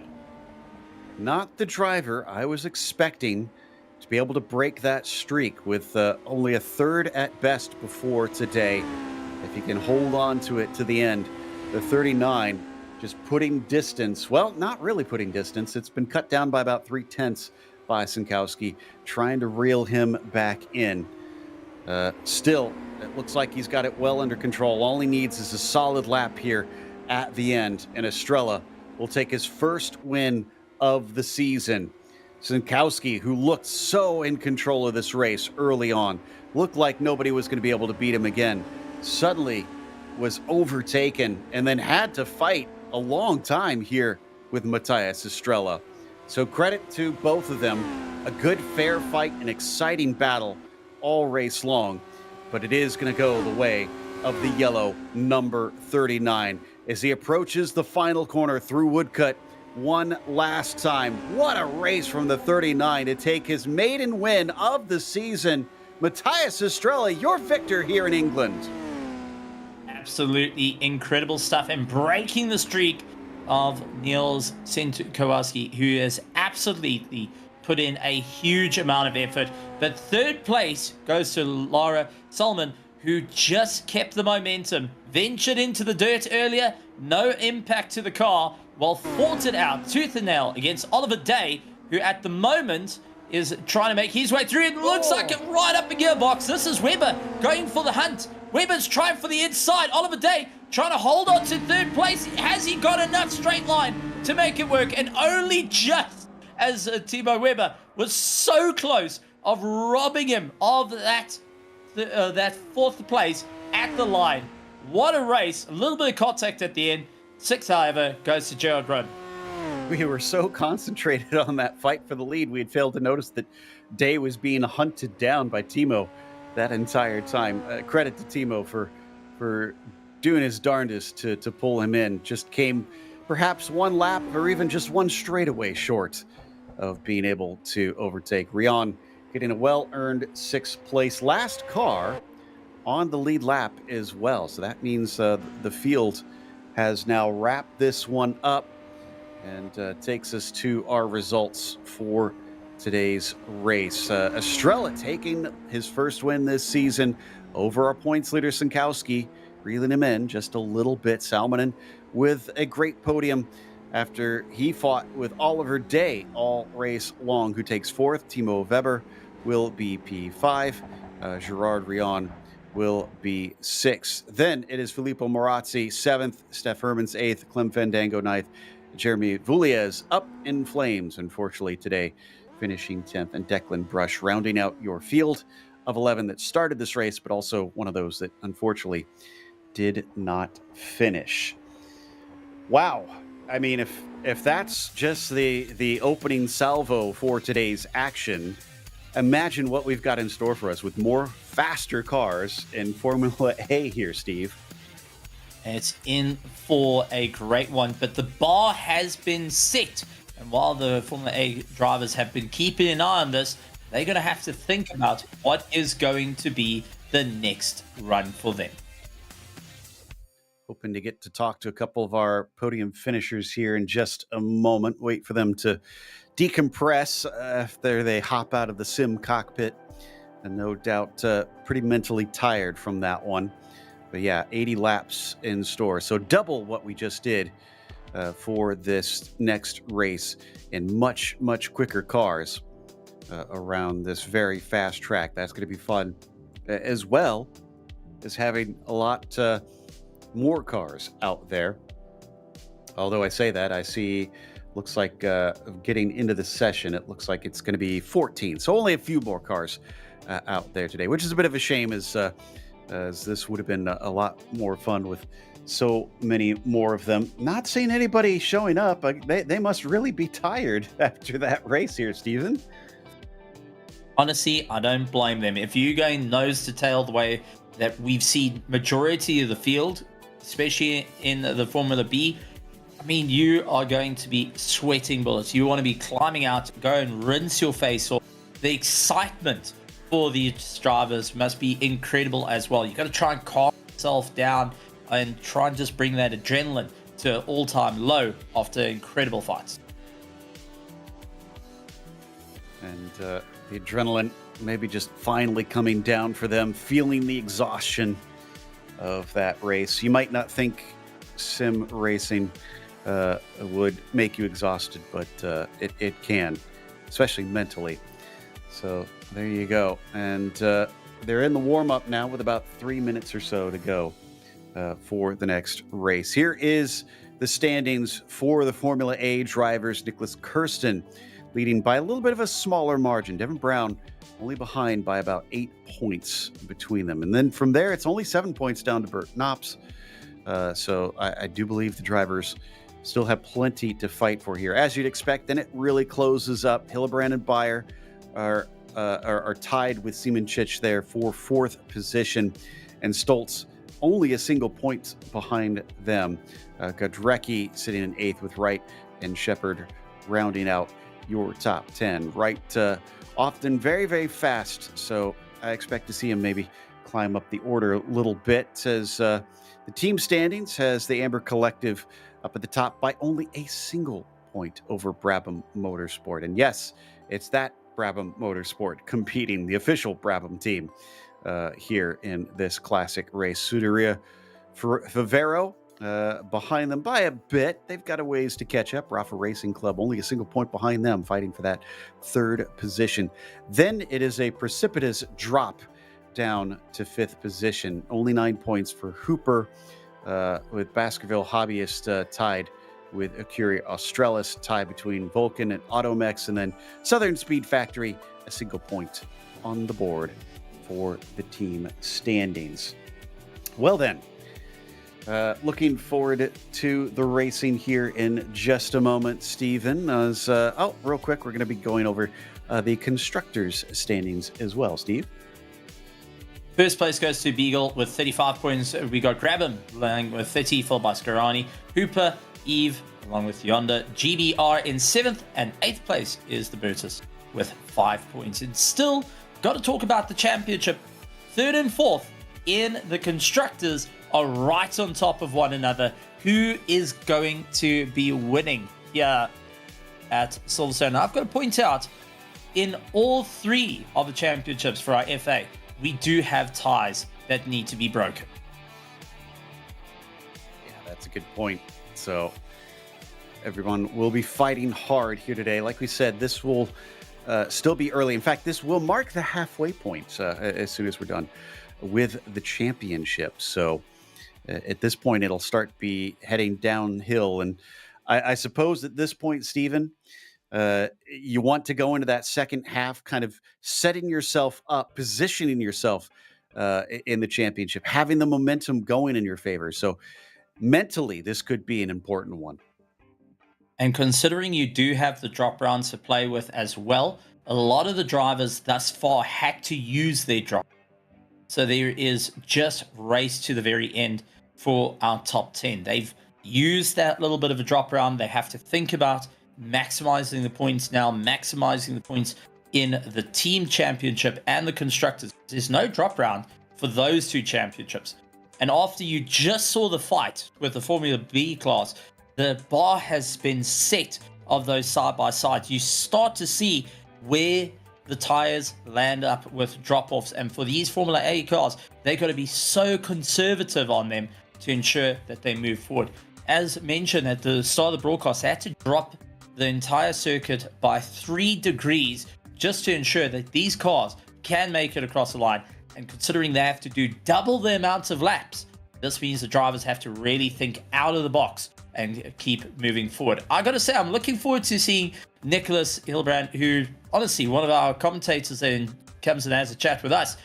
I want to see him do well. I want to see him get out of that little bit of a rut of being tied up at the moment. A little bit of favoritism there, but that being said, it's going to be a great one. Yeah, Nico with 2 other cars tied with him for that 4th position. Going to be important that he has a good day out there. he says behind the scenes he's going to give it his best shot. So we'll see if that have at it attitude will help him out here today. I think we're just getting ready for the grid here in a moment, and we'll go through that order in just a second now as the cars have started towards the grid. And up at the top of them, Jerne Siemencic will once again start on the pole. Bert Knops will be second, Nicholas Hillebrand third, and Martin Beyer rounds out your top 4. Row 3 has Godrecki to the inside, Foreman to the outside. Then you get to the Australian Matt Wright starting in 7th position, and Matty Shepard will round out your first 8 cars. Ross McGregor starts in 9th, Austin Birchfield in 10th position. Then it's Darren Andrews in 11th today. Demir Karatko will be in 12th. 13th goes to Reese Gardner. Again, a bit low for him. Afonwe Fleur starting from the 14th spot today. 14 drivers lining up. A few more than what we had in the Formula B, but with a lot more horsepower underneath them. What is it going to look like down into Cop's Corner? A very fast sweeper. As the horns sound, we wait for the flag.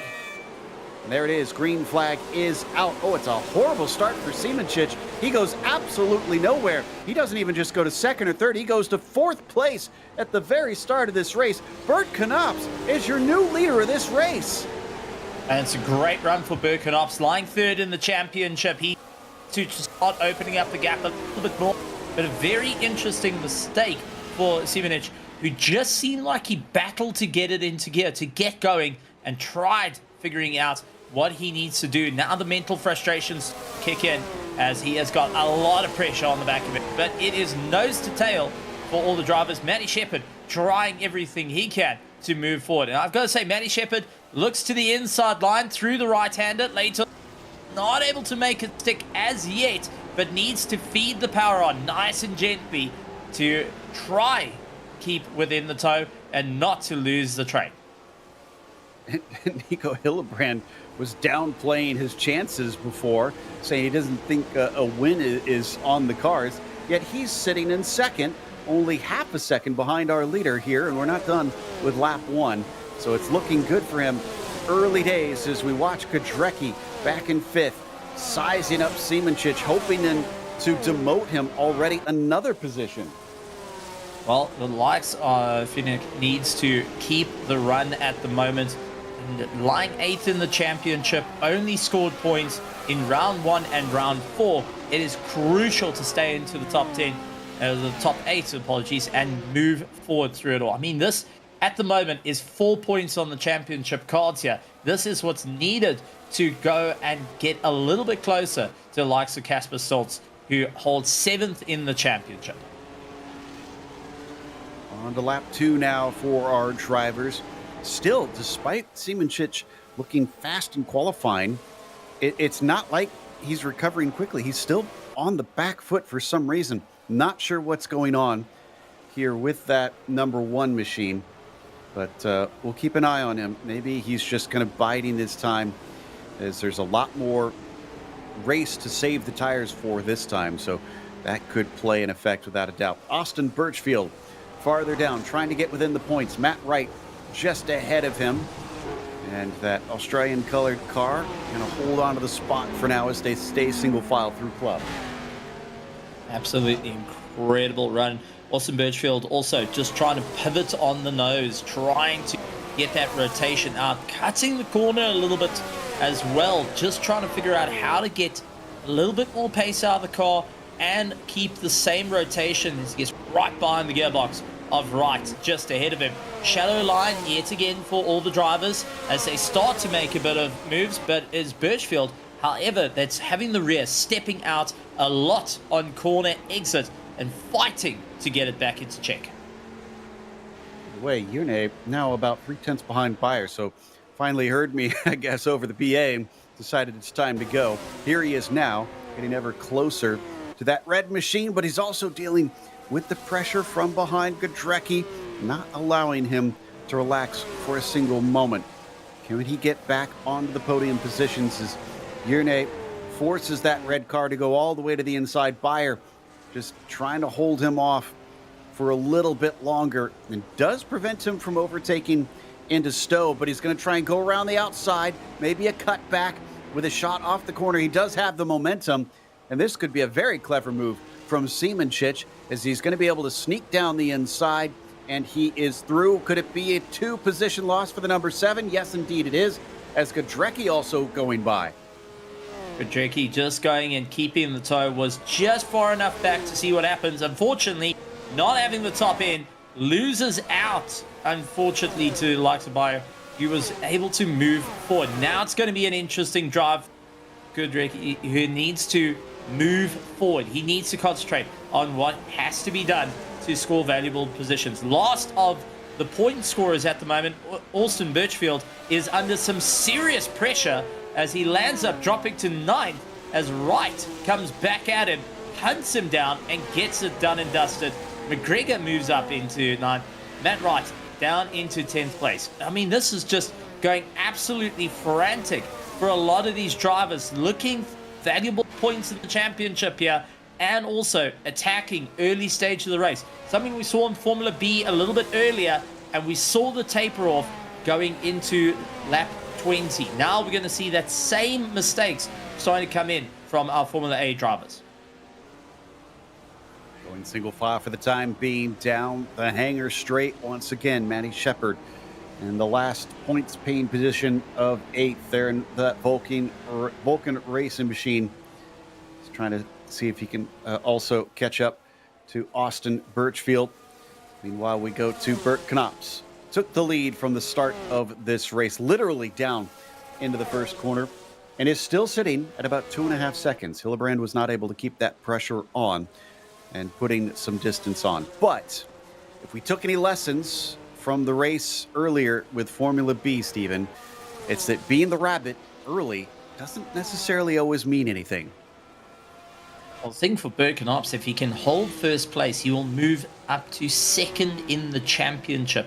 And this is crucial for points to be done because it is 11 points on the bag here, second place in the championship, and one step closer to getting that first place away from Nicholas Kirsten, who hasn't been having the easiest of times during the course of the season. Took the race win in South Africa. Ever since then, has been on the back foot. Ross McGregor, one who just overtook Matt Wright, now working on Matty Shepard as well. Another position potentially here for the number 2 machine. Down to the inside. Does have the wheels in. Question is, can he get it done? And Shepard doesn't fight it very hard. Allows Ross McGregor through. We got a yellow in sector 2. Not sure who this is for, but it goes away quickly. So hopefully just a simple spin or an off track there. Shepard going very slow, but that is May Fanwell, who's a little bit down. The Berserkville Hobbyist Racing, unfortunately, not having the easy time in 14th position, and looks like the car is less than compliant at the moment as the driver tries to get some pace out of it. Let's take a look at the replay of see what happened to likes of Fleur. Oh, wheel on the dirt, understeer, and front and nose damage. That is why the car is not as compliant as you would like. So that's going to be some serious damage. That was a pretty hard hit, nose first into the tires. Hopefully didn't damage the suspension, since it looks like it may be just bodywork and maybe the radiator. But that's early for a damaged radiator. It's going to cause for a very hot car later on. Meanwhile, Austin Birchfield. All right, here's another driver that's been making some action. Danny Foreman is the one you see ahead in the orange machine. And then Ross McGregor has already rocked up behind. Ross, kind of the hard charger in these early stages of the race. We're going to hop on board with the Rafa Racing Club driver, using up plenty of the runoff. They get very close here on the short straight down between Stowe and Club. Absolutely incredible stuff, and just giving himself enough room that if there's a mistake ahead, he can go and capitalize on an overtake without being up. This is where you got to play things a little bit more cautiously.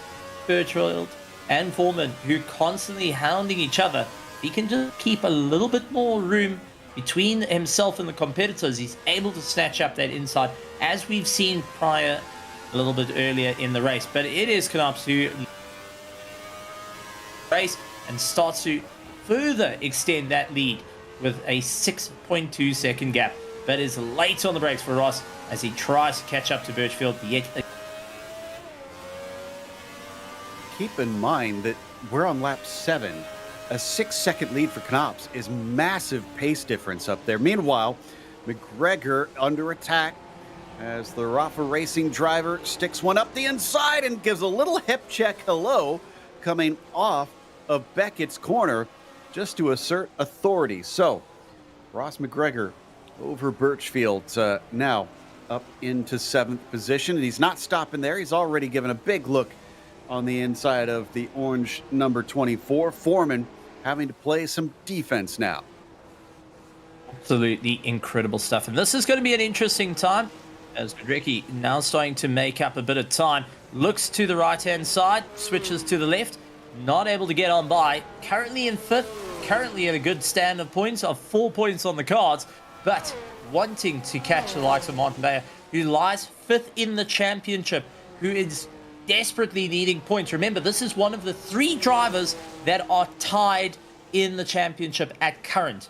This is a big moment for Godrecki to go and steal some points and also break that tie that Martin's got at the moment. Swinging out of Cop's corner once more. Danny just leading the way, trying to soak up this pressure. We're going to hop on board with Godrecki and Bayer, though. This is the fight for fourth position. I'd say it's close enough that you could say it might be for the podium. Was that a mistake? Off to the side, very slow. From the 7, they go side by side through Chapel. Now finally that bright red machine is starting to pick up the pace, and the Scuderia Favero will hold onto the spot, but just barely. That was a bit strange. He was so slow off of Beckett's, and then the car seemed to pick back up immediately. Maybe went down one gear too short and was in the high revs, had to switch the gears and try and move forward. This is the one thing we got to talk about, rev matching, to ensure that you get a little bit more pace underneath. You don't want to go too berserk in your revs that lands up hurting the motor, but at the same time, it is crucial to go and shift at the right time to get that little bit of momentum, to ensure that you get that little bit more pace. But if you're down, like number 23 losing it, and unfortunately, not an easy time there. Yellows for a car that's gone sideways. I think that was Matt Wright, who unfortunately lost control there. And Reese Gardner is going to pick up the pieces from that one over his fellow countryman and teammate and move forward. A bit of a shame there for Matt Wright. By the way, I think Bayer has also been close to Siemenchich a little up the road. I thought I saw a bit of a battle there for what is the third place, but we'll keep an eye. Meanwhile, Bayer is still working on this fourth spot. No, it's a little farther as we're starting to see just flashes off the side of the screen of that battle for third position. So yeah, not quite there. Meanwhile, Martin Bayer versus Frank Godrecki. Currently split by only 0.3 of a second, to try and decide fourth place, who can maybe catch up to that third. Let's take another look at the replay of Matt Wright. Almost wonder if he had to check up a little bit, and that unsettled the car through what is a frighteningly fast corner. Just a little bit of a lean off the gas and having the rear step out. That's the one thing. Mechanical grip is all in, go, go, go, go. But the moment it fades away, it is so difficult to catch these cars. And we saw how Wright just had no control, became a passenger. And I wonder how much damage to the back of the car has been accumulated after the catch against the wall. Now he just needs to try and circulate for points. This is where your race changes into just get the car across the line and try and score something in the championship that you could use for the drop round. A big slide for Birchfield. Try to catch it. And unfortunately, that is not the way you go and catch a fishtail. Beautiful pirouette. Does rejoin, but 2 positions down from where he wanted to be. It's early in the race, so he could catch back up. But man, we're already seeing some mistakes from drivers, just showing how tricky these cars can be. Again, I said at the start, Steven, the track from above, it looks so simple. You get down there on the circuit, it is anything but. Absolutely great stuff. Ray Gardner down in the 11th position, trying to catch up to Birchfield. Has got a little bit of pressure from Andrews on his tail. And this is going to be interesting. We saw in the last race, just bide your time, wait for the drivers to push harder and harder, take those life out of the tires, and you'll be able to make up the time. That was the decider for first place in Formula B. And I wonder if the Formula A drivers are taking that into, well, saying, all right, let's focus on just trying to get this to the end. There's 70 laps left in this race, and we want to make sure that we can keep moving forward. Dan Andrews for the Berserkerville Hobbyist Racing has got a lot of time to try and make up, because once again, this is not only just a driver's championship, it's a team championship and a constructors. So getting it to the line is crucial. Might not be for the drivers' championship, but most certainly for your team and the constructors. Sparks again flying off the cars here, loaded up with fuel early in this race, so they're going to sit a little bit lower, which means the handling is definitely going to change late on. Austin Birchfield with Karatko sneaking by, or maybe he's on the attack here trying to recover. That was a lot of inside curb from Birchfield, and that will deny him just when he needs the pace off of Chapel Curve. And you can see how much he drops not having the throttle down as early as he wants. It's going to be an incredible run. But Birchfield trying to make up a bit of time. One position out from scoring points. A great side-by-side moment. A fishtail for both drivers. And also was able to just carry the momentum a little bit further up. Nicely done by Birchfield. That's in a ninth. Next up the road, the number 24 holds the final points on the field. Can he catch him back up? It's about 3.5 seconds, so he could definitely do that. That's possible from here. Martin Bayer up in fourth. Ooh, and Martin is about 0.3 closer than I last looked to Yerne, just in front of him. Our pole sitter mysteriously lacking pace in the race itself after losing the lead at the very, very start of it. Not only is Martin getting closer, he's bringing Frantic, it seems, along with him. So this is not good news if you're Siemenchich. Well, Martin hoping that he could keep the pressure on and will keep the drive. Lying in fourth place, it's good for the points. But now the question is, Siemenchich has been an incredibly quick driver that moves forward. I mean, this is going to be a tough time for the likes of Bear, who needs to focus on those lap times. Remember, this is still early stages in the race. You can go faster and faster, but you've worked out your fuel to the liter of what you need to have in the car to get across the line after 80 laps of racing. You don't want to make those unnecessary pit stops that may throw you out of the top 8.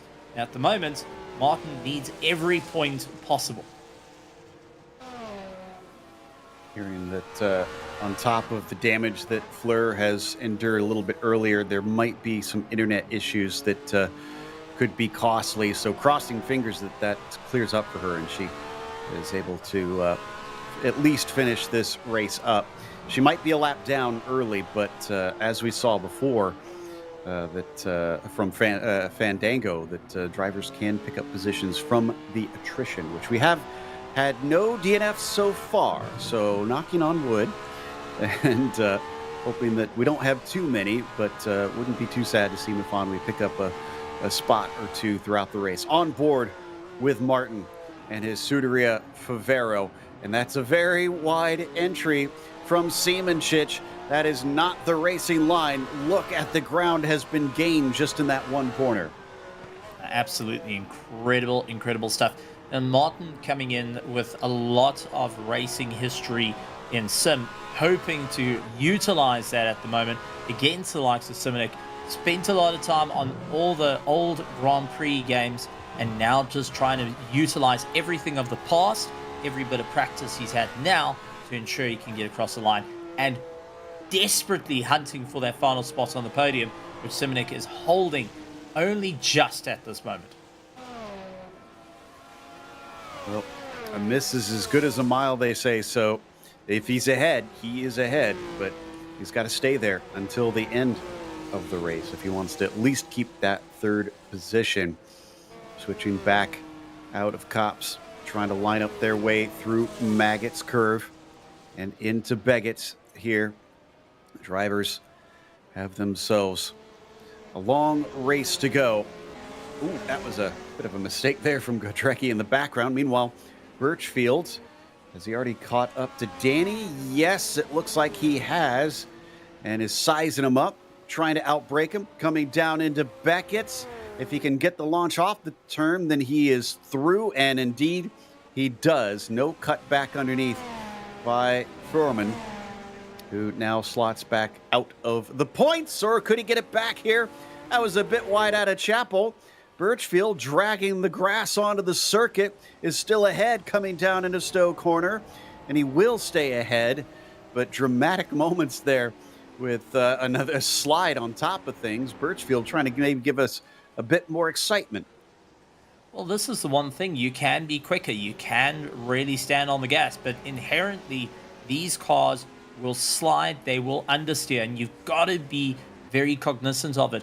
And one thing I've got to say for the likes of Birchfield, he kept his foot firmly planted on the throttle and drove out of it. He did not lift. He did not want to make any sudden moves to ensure that he keeps ahead of Fuhrman as fast as possible. It is Matt Wright, however, who's trying to make a bit of time after his earlier spin, down in 11th position and trying to hunt down that top 10 of Correcto, who's right up ahead of him, trying to close down on the orange machine. And you can see turn one looking for the inside, had to back out of it. Right up ahead of him. I see what you did there. That's Matt still stalking him, looking to the outside. This is going to be the outside for the first corner, but the inside for the next one, and he loses grip, entering down into the braking for Beckett's. So both of the Acuri Australis cars doing everything they can to try and get back up the order. It's not been a good race for them thus far. Ooh, this is a very good exit by Matt Wright, but again, he's going to have to go the long way around. Karatko tries to break deep, comes back through. That's way too deep. The car flies off to where you might as well say goodbye and send him off to London. He will come back onto track, but he's lost the spot. Maybe just trying to see if there's any briars on the side of the road. You know, the smell of fish and chips can be rather daunting from a race car going out that far towards the spectators. But take a look at this. It's compromised him. Now under some serious pressure with Gardner hunting him down and constantly trying to put that nose into the apexes, try and force him out wide yet again after seeing his teammate having a successful run. He's already seen how one driver did it. Can he repeat that feat? Does look like they have pace in comparison. Demir has not been able to hold them back and has been under threat. As soon as we turned our cameras over to this battle, big slide off the corner. Any farther, he probably would have touched that curb, and that would have been lights out for him. But he's still in it now. What's it going to look like this time? This is where he lost out before, getting a poor exit off of Beckett's. Once again, that tail going and wagging the whole time. It makes me wonder if he's just not having the control he needs to go out of the corner as he's fighting the car through and through versus just one motion to go in and out. And managing to have that little bit of top end, but not the mechanical grip needed to go and hold through the corners, and yet again going and visiting the countryside, and that is going and costing him a bit of time. But that being said, it does allow Andrews to start closing up the gap. Little by little, this is helping out the 13th place driver of Andrews. Yeah, so Gardner does not want to dilly-dally. He's got to try and make this pass sooner rather than later. He's being held up, clearly the quicker car of the two. And he's maybe got something coming up to Woodcote. Does he dare? Nope. He decides this is too quick of a corner to try and make an overtake this time. Maybe setting himself up for later. Could he do something coming up to Beckett's in a couple corners time? That's where we've seen some pokes and prods from a few cars. As long as he gets the exit out of Cops here, he is with them, but I don't think momentum is in favor of the Australian. Not this time round. We'll have to be patient, but knowing that the pressure is being put on, the likes of Proto will be starting to think about those mirrors. And this is one thing we saw a little bit earlier on. Start mirror watching, and you can have a mistake starting to creep in as you constantly trying to find out. Remember, these mirrors are rather small on the cars, so they can quickly disappear out of your view, and you're having to just try and turn your head a little bit more, trying to see if you can get a bit more angle to see possibly where the drivers are. Unfortunately, it makes life rather difficult on a sweeping circuit like this. That is all the rather abrasive, late on the brakes and a lot on the nose for like Kurto, who wasn't able to get an easy drive out there. Immediately see a lot of the pressure is being put to the nose to try and stop it dead, but that rear starts to snap out underneath him. I have to admit that I'm impressed with the way Demir Hott has been able to hold off Reese Gardner for this long. I thought that by this point the Australian would have been by, but no dice at this stage. This time he gets a run coming up to Cops. He's not wasting the opportunity. He's going to get his nose down to the inside. Does he have the job done? Off the corner, big slide from the 25, and that is going to do it. And through goes Gardner. Meanwhile, we've had a problem somewhere else in the field through Sector 1. No repass down into Beckett's. We're There we hearing go. So that actually a was car right in Birchfield. front of us. Oh, yeah. That's good call. Birchfield. Birchfield, they've just overtaken, losing 3 positions and getting to see the fight.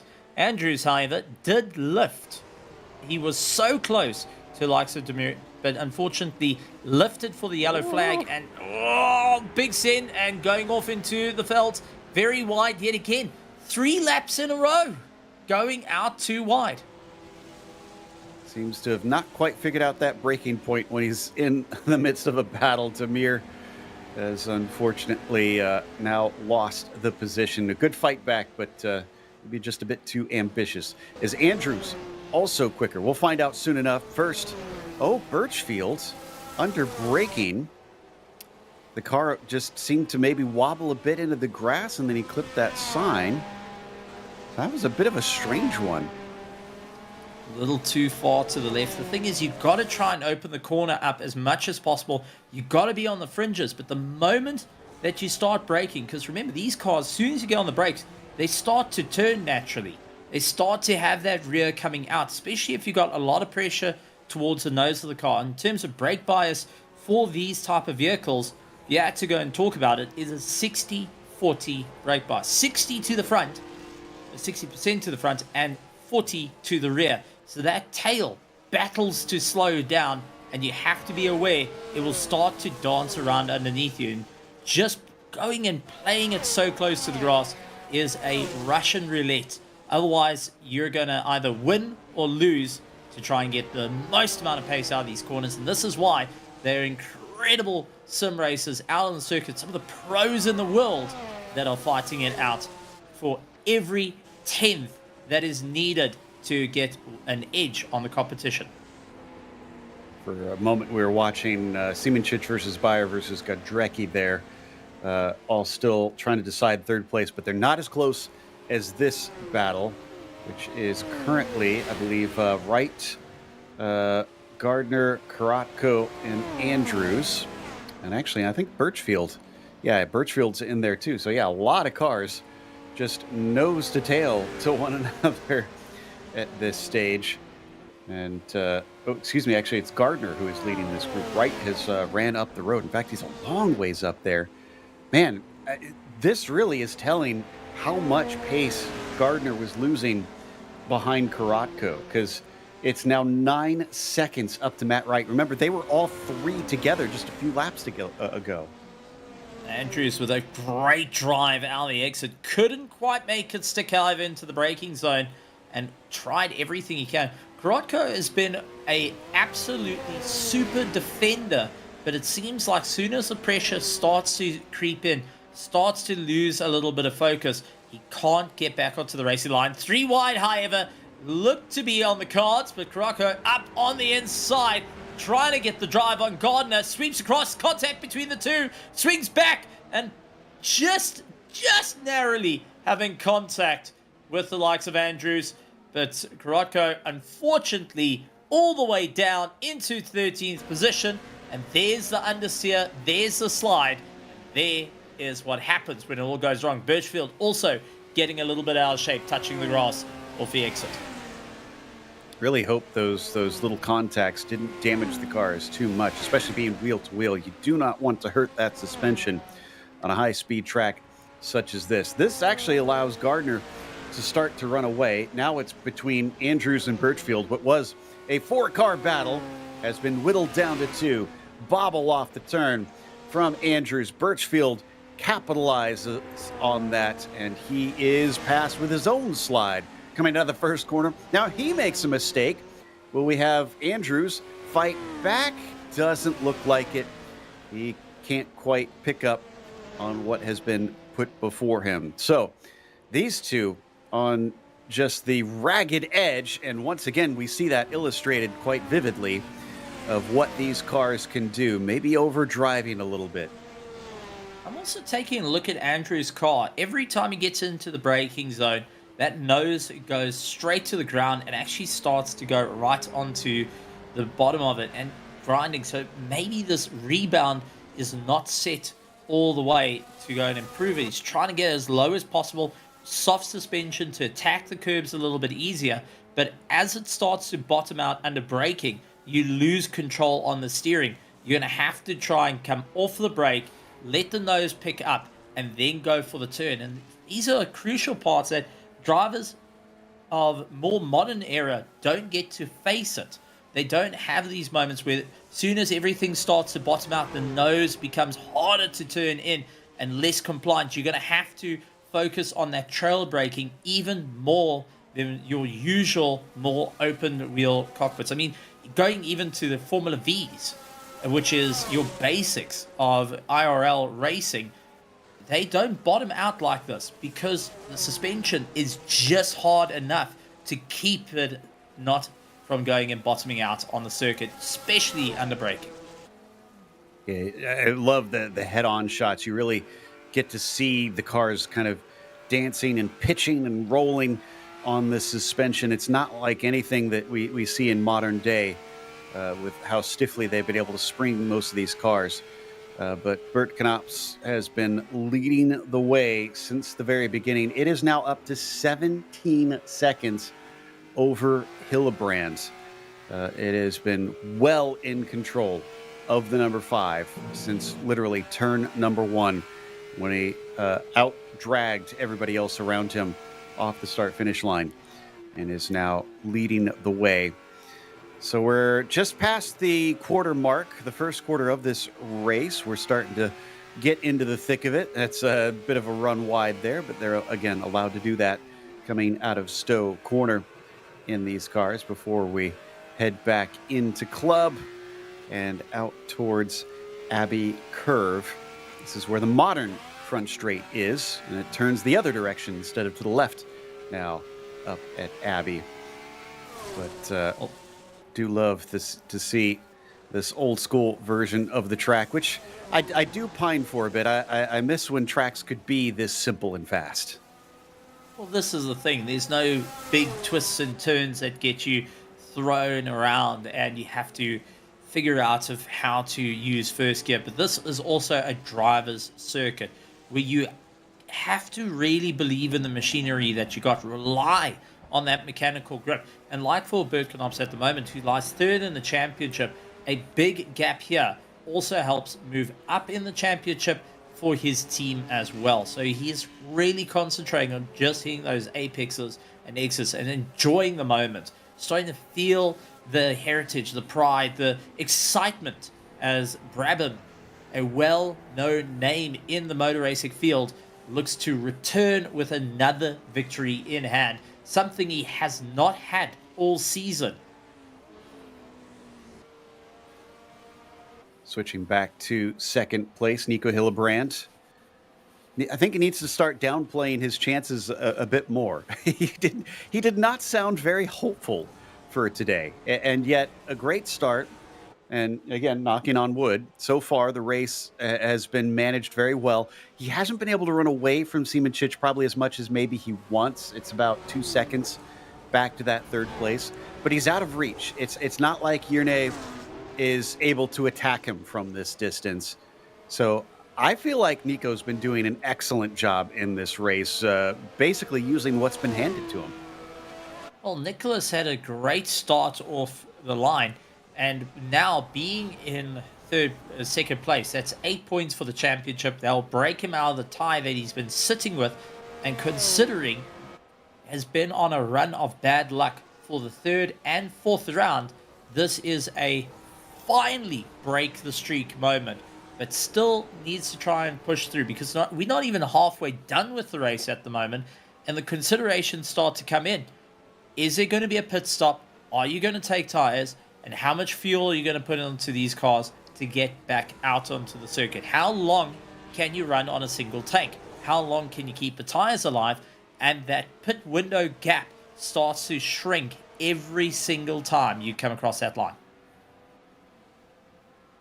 And I'm curious about your thoughts on Siemenchich here, because again, took pole position. I would have thought, even if he was set backwards a little bit by the start, that he would have maybe been a bit closer to Bert Knops, just keeping him in check. But like we said, it's a long ways back. 19 seconds I'm seeing now up to the leader from Siemenchich.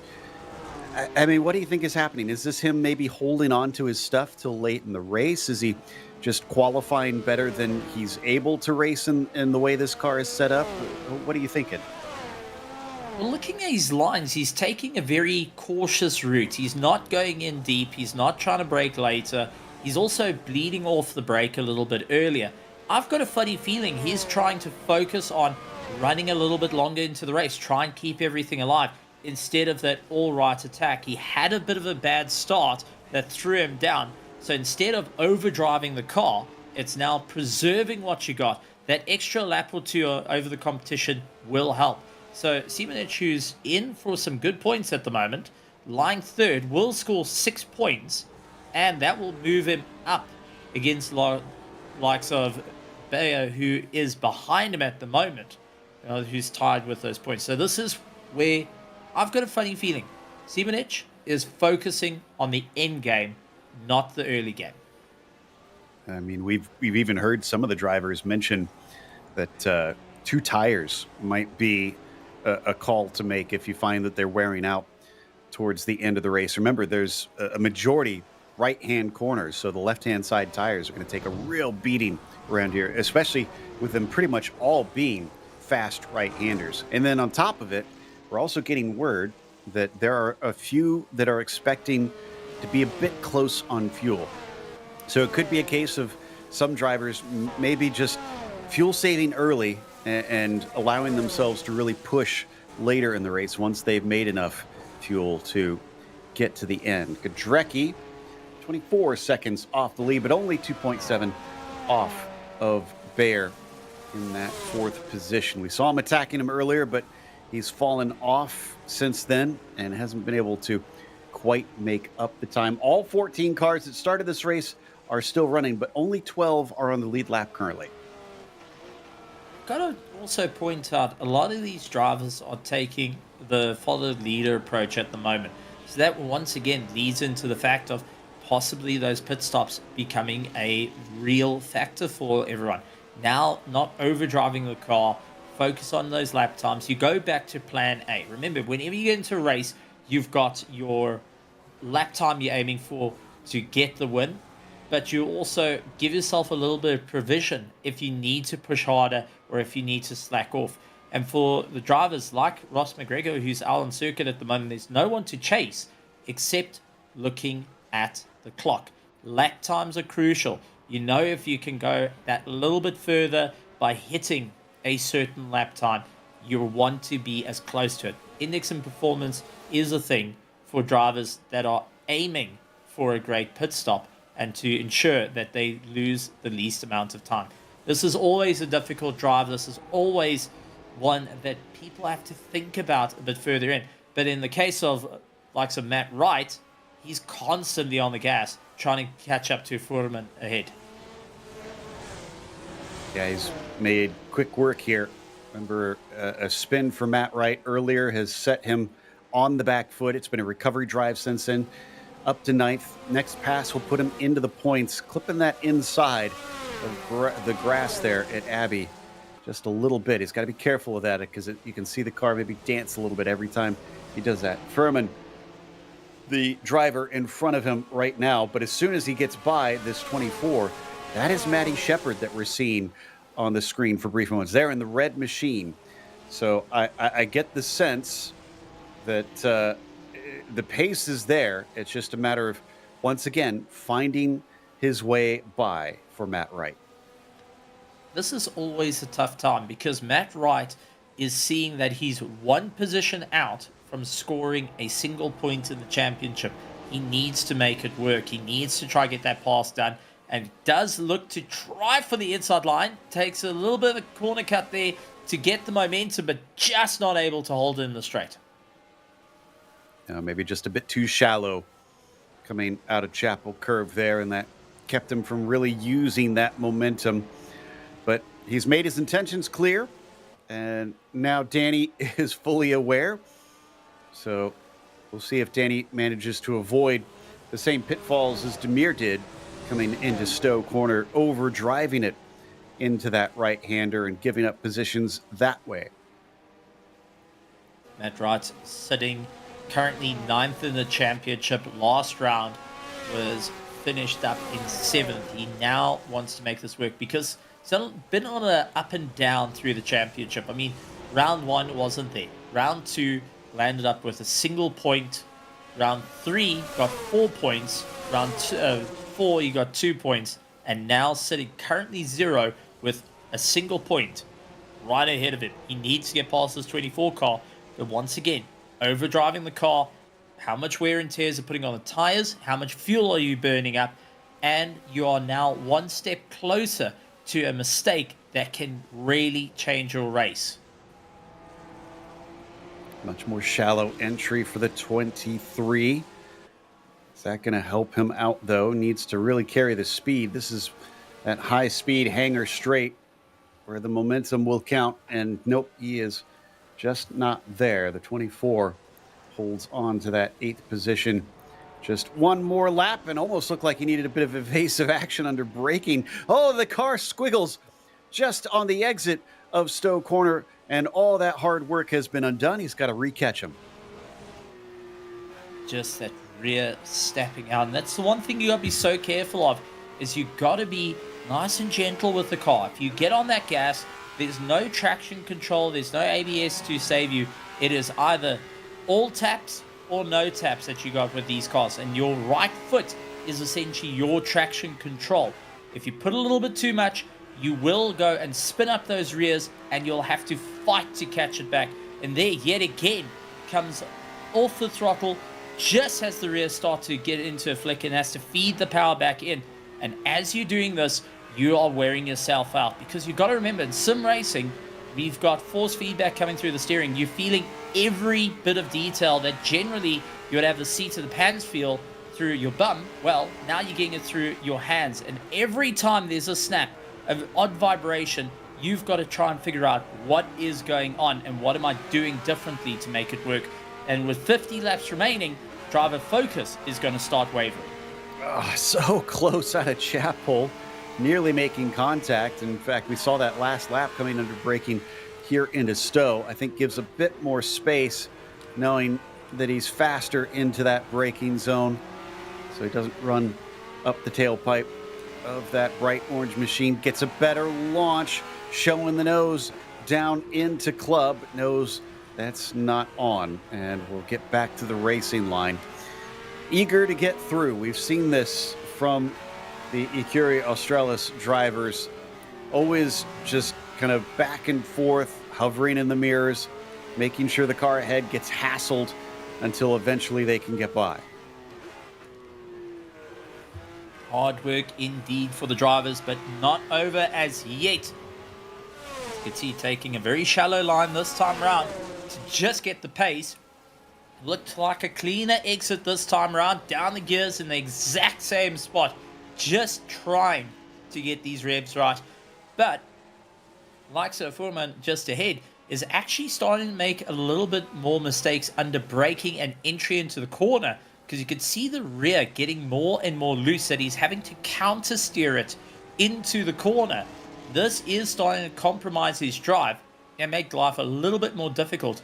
I do believe if Matt Wright can get past Foreman and will be able to get on the gas, that Shepherd will have a little bit more of a problem. I agree. I think the fastest of these three right now is Matt Wright. He just can't seem to do anything with it. That's one of the problems when you have a very fast circuit that has few heavy braking zones. You got the slipstream, but then you kind of need somewhere where you can do more than just use the slipstream to get close to that car ahead. You need to outbrake them. You need to outgun them off the corner in some form or fashion. And that has proven tricky for Matt Wright at this stage. We're not missing anything else. This is the closest battle on the track, but it's taking more time than I imagine the 23 wants it to take. Well, this is one thing I got to say. Matt Wright, for a driver that has done pretty much anything he can get his hands on, from rally to going and racing Porsche Cup and sim racing, but started his online racing in the Lotus 49. He's used to the idea of lack of grip and being able to fight it out. He thrives on having close quarters racing with his competition instead of just the outright runaway. As he does get the drive on the exit, side by side he goes, and taking a little bit more of a corner cut there, and finally got Foreman. But take a look as Foreman goes later on the brakes, tries to put his nose forward, it didn't quite work out right, just had a little bit more room to play with there, and some great racing between the two. Danny tried putting up that fight, fortunately just not enough room to make it stick. Matt can finally breathe. That was a long time coming, but excellent pass there by the 23. We got another yellow out. Somebody's with some problems, and it's staying out. Now it's gone, it looks like. So they've got the car going, whoever had something happen out there. So here's the gap from Matt Wright to Matty Shepard is showing at about 3.2 seconds. There we saw that red machine that just went in the foreground. That is the car that Matt is trying to catch. Matt just going and really putting the hammer down and enjoying the Graben BT24. I've got to also point out the likes of Danny, who is a relatively new driver to the world of sim racing, has really shown off some incredible pace and has got a few of the pros looking at him going, okay, here's a potential. And considering he's one of the very few drivers that are actually driving the Hooper T81B car, utilizing a 3-liter V12 Matizzi motor. I mean, that's 390 horsepower. You're able to take the fight to more experienced drivers. That's definitely an open door that many teams will start to consider, hey, here's a potential talent that can be at towards the top. Looks like Birchfield may have been the one to bring out our yellow.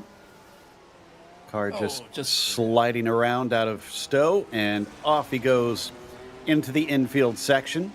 Has to eventually ask for directions to get back, but he finds his way off to the pavement and gets back on. Birchfield currently running in 11th right now, actually. So did something happen to Reese Gardner then? Because Reese is showing as behind him. Reese Gardner 4 seconds behind Birchfield, so something has definitely gone wrong for him. But Austin Birchfield, from a solid climb up through the race in the beginning stages, now seems to be falling off. Remember a little bit earlier, we spoke about that threshold on the slide of controlled to uncontrolled, and it seems like Austin's getting over into the uncontrolled every single time, and he's just going a little bit too hard. He's trying to put the power down a little bit too early to get a quicker and quicker lap time. However, that is going and pushing him beyond what the mechanical grip of these cars can handle, and he's having to fight it on the way back as he loses time to Andrews. But we've got to give it up for Bert Knops, who is currently leading the race yet again, another fastest lap. And take a look at the distance between himself and Hildebrand. 22.5 seconds in 35 laps. I mean, that is an incredible good pace out of him. And the Brabham Motorsport driver is showing off a proper show of knowing the car, knowing the circuit, knowing how he needs to keep the drive forward and not putting a wheel wrong anywhere on the circuit. Really showing what his years of experience, literally decades of experience in sim racing, are to show for here. I mean, he's got an iron fist around this race right now. It's not over. It never is until we get to that checkered flag, but it has been smooth sailing so far for the number 5, just logging in lap after lap. As we check in on second place, Nico Hillebrand as well, still in second, like you said, about 22 seconds behind at this stage. We are getting word about Reese being back there, that nothing necessarily has happened to him, but he's been consistently about a second a lap slower. Wasn't Reese one of the ones that had part of the contact that we saw with, I think it was Demir earlier in the race? I wonder if there's, he was on the right-hand side where it clipped on the rear. So I do think he may have landed up having a little bit of a gremlin sitting and taking out the pace a little bit there. Unfortunately, going and dropping him down. I mean, a second a lap, for anyone that doesn't know that in a motor racing sense, a second a lap is like a week to the next driver. And unfortunately, it starts to rack up quite quickly. And for Reese Gardner, he will start to have a bit of a problem as Danny's trying to make up the gap, trying to close it up. And there's Gardner just having the car not as compliant as what he would like to do. And he's also not bringing the revs all the way through. He's not standing on the gas to try and get out. He's a little bit more gentle with it. So definitely fighting something. Yeah, we're seeing a lot of correction here, so I'm with you. He must have had something happen in that contact. And yeah, to further your point about how massive a 1 second per lap loss is, you think about this race being 80 laps. Well, it's about 84 seconds around. So that you basically, over the course of the race, will lose an entire lap to that car that is 1 second faster than you. So that's why we already see him a lap down. So he's probably going to be about a lap and a half behind, maybe more than that, by the end of this race. And 84 seconds is enough to finish a toasted salmi, come to think about it. That's for anyone that wants to work it out in food terms, it's enough to make a toasted salmi. But that being said, we got to talk about Semenek, lying in third place at the moment. Great bit of driving from him. A professional sim racer, knows what he needs to do to move forward, knows how hard he needs to fight. Also, not having the best of starts. Once again, I want to know what happened at the start, because it looked like he engaged gear and it just didn't want to take off a line. It just stuttered across the line. That up to eventually get going. Revs maybe in the wrong. Dropped the clutch a little bit too quickly. What happened that cost him so much time? hopefully we'll get a chance after the race to maybe talk to him in an interview and find out. Meanwhile, this is Birchfield versus Andrews, trying to get into the top 10. No points here for either of them, but, I mean, whoop, as that was a big catch there for Birchfield. The car properly sideways coming out of Woodcote. I was about to say, these two have been kind of back and forth, up and down the order. We see them gain some spots, lose some spots with mistakes. It's been not shy of excitement between the black and the white machine. Well, I mean, also to chuck in this, Birchfield is a 22-year-old, and he's fighting against Andrews, who's 25 years old. So we've got the young guns playing at the back here and constantly having a great role with it. I mean, this is incredible to see how the youth are showing what they can do in classic machinery at full race pace. You saying that makes me realize that these two were not alive when Grand Prix Legends was released, which is kind of what, you know, this we're sort of mimicking here with this R Factor 2 mod that they have. So yeah, it just making me feel ever older, unfortunately, as Birchfield still doing what he can. But again, I get the sense some of the drivers may be overdriving these cars at times with the way they are just all over the place in some corners. I mean, absolutely great stuff to see them. But, I mean, Darren Andrews has fought it out in classic sports cars in R Factor 2. He knows how to make a single-seater go as wide as possible. And also, you've got the likes of Austin Birchfield, who's been the most consistent driver, who prides himself on not getting DNFs. So he knows how to race close, he knows how to fight, but he also knows how to protect his car and protect his line to try and get it across the edge. And just saying that, over the curb, it's fishtailing. He catches it and only just loses a little bit of time. But Austin nearly had the commentator's curse coming in and wrecking it for him. What a save. Well done. And might I add, while going sideways, he was going up through the gears at the same time. So that was one hand on the steering wheel, one hand on the shifter, 1 foot on the clutch, and flooring it. I mean, amazing reaction there to keep the car from going out from underneath him. You saw how much he had to try and save that thing. And he's still right on top of Darren Andrews, not letting him get away. But we've seen that multiple times now. Wow, my goodness. It, So, we little keep fun seeing. fact. Go ahead. A little fun fact about these cars: when you look at rev counters, a lot of people go, "Why is it sitting skew? Why not turn it?" The reasoning for that is because the steering gets in the way. When you're actually in these cars, the steering gets in the way. So you turn the rev counter to where you want your revs to be. The red line was your last shift, and try and get it. But we just got reports that Hildebrand is out. Oh, and he's a DNF. We spoke too soon. A second place potentially on the cards.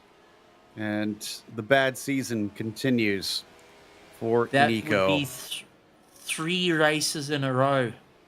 Man. To finish first you must finish. You can't get to there. And unfortunately, he did not today as he goes wide. And there was just not enough runoff. Is that Woodcut, I think this happened in? Looks like, yeah. Just having the rear stepping out, trying to catch that slide, but went over the threshold and it just slid him through. Oh man, that is a gut punch and would make another race with a non-finish. I mean, that is just a gut-wrenching blow. Shepard's into the pits now, so he's the first of our cars to get in and out through the pits, and this might be a planned pit stop for him. Might be going for the undercut. Awesome Birchfield, however, is battling to keep that car in check as it gets lighter and lighter. It's definitely got a fishtail underneath it and is definitely having a little bit more of a problem. Big tank slapper, he saves it. Oh boy, a bit of a rough one. Quick one back to the rev count. The reason why we have it skew is purely on the fact of you want to see the rev you want to get to, you're not worrying about 1,000 RPM. You want to see at the top of the hour on a clock, 6,000 RPM, 7,000 RPM needs to be straight for you. So it's mounted incorrectly for the reason of you're not worrying about everything else. That's the rev you want to get to, and you want it to be the most visible on this behind the steering wheel. And that's one thing about these classic cars. They're so fantastic. Having those analog rev counters works like an absolute charm. It's the same as the oil pressure. You're not worrying about the gauge. You worry about a light that is there. If a light comes on, you got an issue. If a light goes off, after it was on, you're about to have a very expensive issue. That's a good point. By the way, another development, Maddie Shepard's in pit lane. This might explain why. Yeah, we got her on screen. Already going slow. Oh, she was trying to get in pit lane. Oh! Wow, and luckily the car landed with the black stuff down. So, crawling off into pit lane, the 15, obviously needing to do some extensive repairs, no doubt. After that one, Birchfield with the car as loose as you like. If it weren't for those mistakes, I get the sense that this Atlantique car would be ahead of Andrews because he hasn't lost touch with that white machine. He's still with him. But look at the car. Surely there's got to be some kind of damage, or maybe he's just overheated the tires because Austin is more sideways than straight during the lap. I've got a funny feeling it's a bit of both because he's braking later, he's trying to drive the car harder, but at the same time, that rear is just non-compliant. And you can see how much he has to counter steer to just bring it back.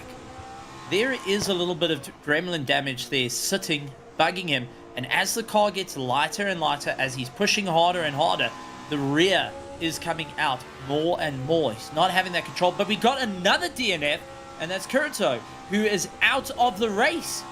That is another big blow for one of our top drivers. Wow. Now they're starting to drop more and more. We went for most of this race without a single DNF, but now Demir is the latest to fall victim. I'm kind of wondering, at what point, Stephen, does Austin say, I'm losing more time than if I just go in and try to get the car fixed and come back out and drive a normal car? Because look at that. It's going to be a nightmare by the end of this race. Surely he'd gain more time by just giving up a bit in pit lane, trying to repair some of the damage and get back out. It's if the damage is a short repair. That's the problem. You've got the gamble. The only time you're going to know is once you stop in the box and the team takes a look at it and says, okay, we could sort this out and get you back out on the circuit. Unfortunately, when you get into this type of race, the tunnel vision that these sim racers are having, and it's Joe, you know this all too well. When you've got a car ahead of you, there's a position. You're not concerned about what's going on. You want it. That red mist comes down, and you try and drive through the issue.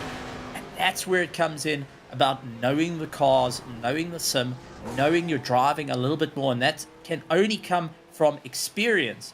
But I'm quite taken back here as we've got 3 DNFs in this race, but it means for our one driver that had a concern earlier in the race to not score any positions, well, up into 11th place. Yeah, Fleur gains another one. And in fact, Reese Gardner is in pit lane for some reason as well. I'm not exactly sure what that's about, if there was some drama or if maybe he also decided enough and wanted to repair some of the damage we believe he might have. But yeah, I think Birchfield really illustrating one of the points that we often see and hear about, that the fastest racers aren't just that they're fast, it's that they're smart, they're clever. They can soak up all this information and make those decisions in the heat of the moment and try and get themselves that little bit more out of it. This is Martin Bayer, who is now up onto the podium. Siemanchich gets promoted to second. He's 31 seconds behind the lead. Martin is only about a second behind Yerne, so it has now become what was a battle for third, a battle for second on the track. Godrecki is way behind them, so no concern there. We're down to only 6 cars on the lead lap as well. Did we mention that Demir Hot, Demir Hot, I'm sorry, that's a real world driver that I've called Demir Karatko. Demir has simply pitted in, we're being told, and there's no incident that has been found. So again, this might be another real world issue that's affected the sim race that we just don't know for now.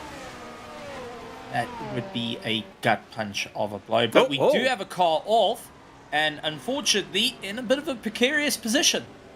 That's not Andrews, I don't think. Because he's still ahead of Birchfield.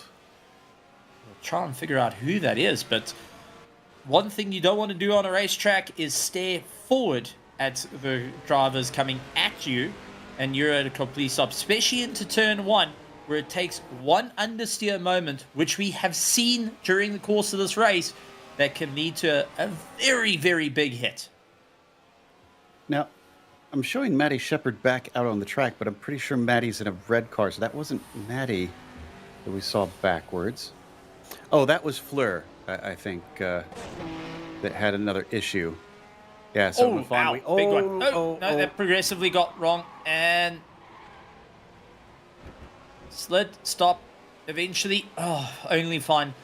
The moment you become a passenger in your own car is the most frightening thing, and it looks like just putting a wheel wrong onto the dirt was like a magnet, just pulling him across, and thud, that was it, game over. So hopefully Fleur can carry on after that. Doesn't show her in pit lane, so that's good. The 10 probably will have taken some damage out of that. And Reese has returned to the track, so no DNF for Reese Gardner. Got another yellow flag. This race making it to about halfway through, and suddenly everybody is falling apart. This one we're hearing is Birchfield, because I see a DNF next to his name. Austin Birchfield has succumbed to that damage finally. And having the rear constantly snapping out, wonder if it just went a little bit too far, went over that threshold. So let's take a look at the replay and see what happened to Austin Birchfield. A little bit of airtime, late to the brakes, tried going for the pit lane, lost it over the curb, and that was all she wrote, smashing the rear suspension completely off. That's going to be a bit of damage to the chassis, and not what you want to have. Unfortunately, the curbs on Silverstone are just high enough that it will just take that wishbone, snap it off, snap the drive shaft, as we saw in the left rear, and send you into a big, big situation. This is the one thing about pit lane, especially around the circuit. You actually have to go a lot slower than you think you have to. Otherwise, you will drift out wide, as we've seen not just once, but on 2 occasions so far. And a bit of a moot point, but it wasn't even just the suspension damage. We saw smoke coming from the engine once he had that little clip with the curb. So yeah, it must have just hit it. And whoa, somebody just went off and cops. There is no way that car made the corner. Had to have hit the wall. Looking to see, it was indeed. Most certainly red. So who Could would have it been be? Matty Shepard, maybe? It's not Byard because we're looking at him. Trying to keep an eye on it, but that was a proper off moment, and unfortunately lost out a lot of time. Not ideal circumstances. I think we just heard it was Shepard, it sounds like. So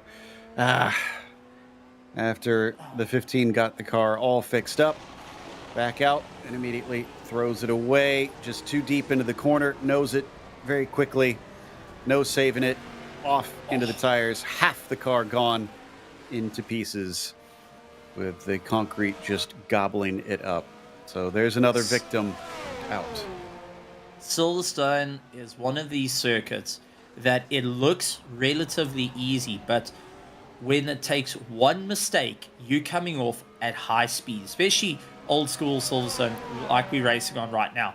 It is incredibly fast. It's incredibly tricky in that regard because there's lots of room to play off, but there isn't a lot of room to slow the cars down. This is why the more modern version of Silverstone actually has tighter corners to just slow the behemoths down compared to the Formula A's, what they're racing on back in the 1960s. So this is for second still. Bears kind of hunting Siemenchich, but it's been this way for a while. It's about 1.2 seconds apart, I'm seeing, so not quite close to one another. Does sound like one of our first retiree from the race, Nico Hillebrand, has hopped out of the car and managed to decompress at this stage. Wonder if we could have a little bit of a chat with Nico here and see what his thoughts on the incident as well as the race are, because it was a good one up until his unfortunate moment there at the end of the lap that took him out. So it looks like we don't have him mic'd up quite yet. We'll see if we got him. Now we have him all ready to go. So, Nico, I mean, commiserations on being out of this race early. I suppose there are some positives that you can take out of it. I was very impressed that you moved up to second early, and it didn't seem like you were under any threat of losing that second place until your incident. I mean, at the time, like the starts in this car, I think basically all of us have nailed quite well now. Martin got a very good getaway as well, so that was good to see. And in general, the pace is there. It's just at the moment the predictability on longer runs, it's a bit not there, especially with the heat degradation. Because I had like 2 moments over almost 40 laps. And then basically, like the next couple laps after that, I drove a bit calmer again, got the tires to cool back down, and then it basically just spiked back up going into the final corner, and no stopping momentum, then no turning momentum. So in the end, I just tried to opt to just destroy the front left of the car instead of the rear left and take the gearbox and engine out with it. So, talking about the tires, because we have brought up that it seems like we're getting word that a few of the drivers might need to be concerned about late in the race. How likely is it, do you think, we'll see a few drivers pop in to take those left side tires? I think it depends on, first of all, the type of car they have, because a couple of the heavier cars, like the GBRs, they might be struggling a little bit because they have that humongous engine in the back. And especially through the faster corners, it'll be a very, very big, critical point for them. Austin probably would have gone for one because he had a lot of heat deck issues. I mean, the British 49 is a great car, really, really good and strong and fast. But it's got the issue with rear temperatures even more than our 312-67, and yeah, it's just difficult. I mean, it's basically all down to setup, to not running into any sort of trouble, basically running the entire race perfectly, and not hitting any trouble in any sort of way, like any tiny lockup or anything. Ooh, like we just saw a mistake there from Siemencic, who's now got Martin Bayer very, very close behind. This could be that battle for second that we were wondering if it would ever happen. Well, maybe not, because now we get a mistake from Martin, who drops back. I've also been a bit surprised that Siemencic managed to put it on pole, lost the lead right off the start, and we haven't seen him anywhere close to Bert Knops. Did you expect him to kind of flounder in this second place a long ways back from the lead since the start?